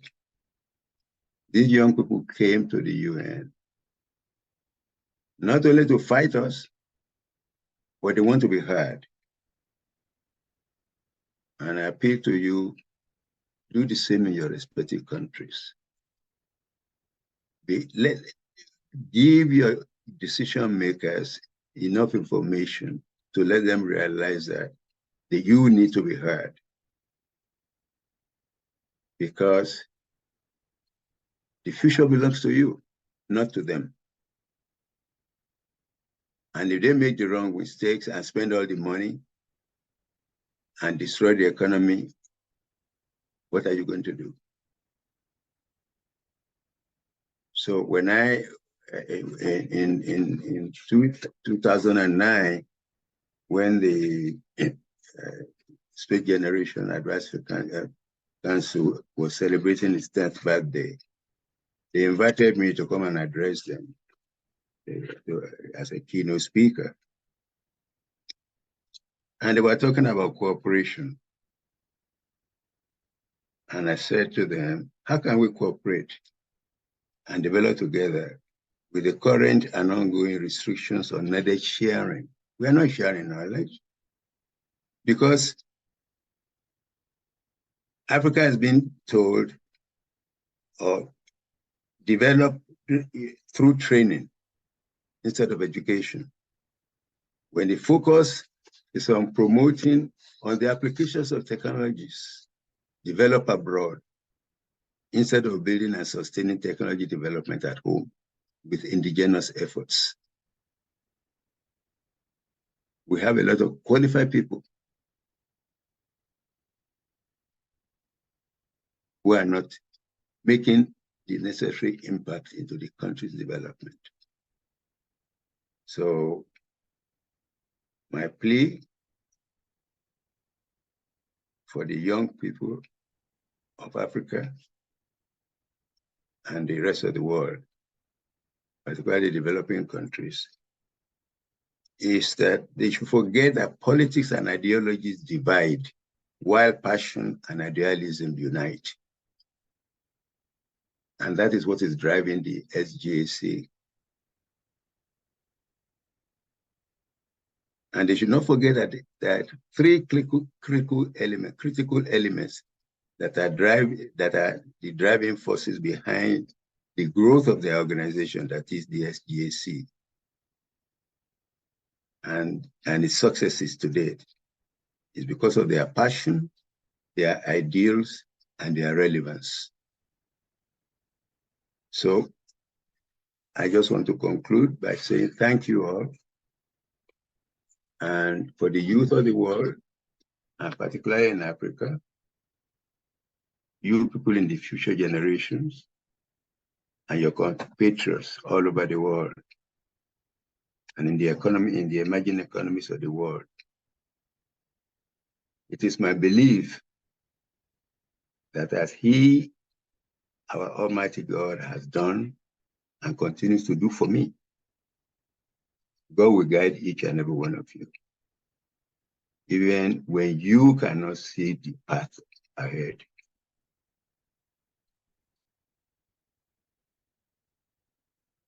Our goal is to inspire you. And I think the people who spoke on this program today are among the most inspiring people I've ever listened to. So strive in your life to make a difference and be agents of change wherever you may be. And may the God Almighty be with you. Thank you very much. Thank you very much, sir. And before I close, I just want to thank all of you from the bottom of my heart. I really do. I feel like crying because this ATM brought this to us, that we have to celebrate you this way. And I fought him over it. I know he was angry with me, but after so many, there's a limit to how many times you can reject somebody's goodwill. I had to say yes. You can go ahead. And in saying yes, getting you and your collaborators, you went into the world and brought all these people together. And they are my best of friends. They are my best of people. I love each and every one of you, and I thank you very much. If I may tell the truth,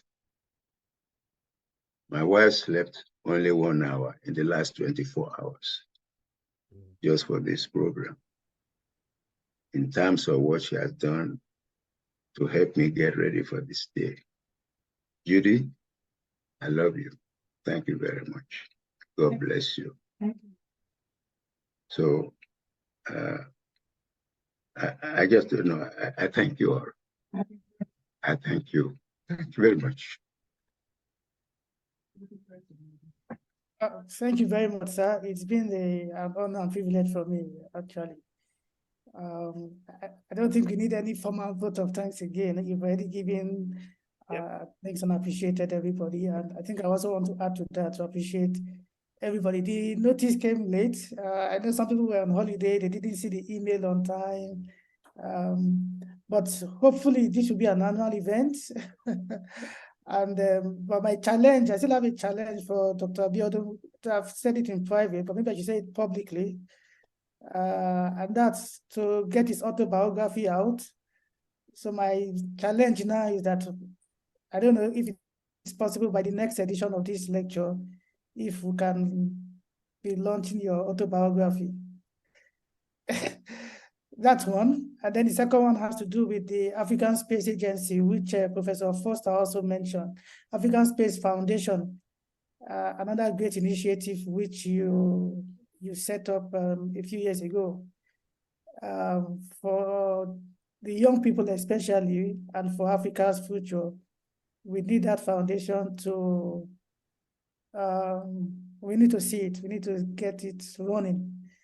And I believe the participants here are, I mean, as you said, your friends, your brothers, they are very willing, and I believe I'm speaking on their behalf also, to see the autobiography and to see the African Space Foundation. So that's I do my best. I do my best. Okay. So thank you, everyone. I think we've kind of come to the end of the program, but I won't shut down the Zoom meeting in case you want to interact with Dr. Abiodun. Some of us have not seen him for a long time. At this point, normally maybe we should have gone for some drinks. So maybe if you want to bring your drinks to the table and interact with Dr. Abiodun, that's fine. For some others, they may need to go to sleep now or do some other things. But thank you so much, everybody, for honoring the invitation, and we look forward to seeing you around this time next year. Bye for now.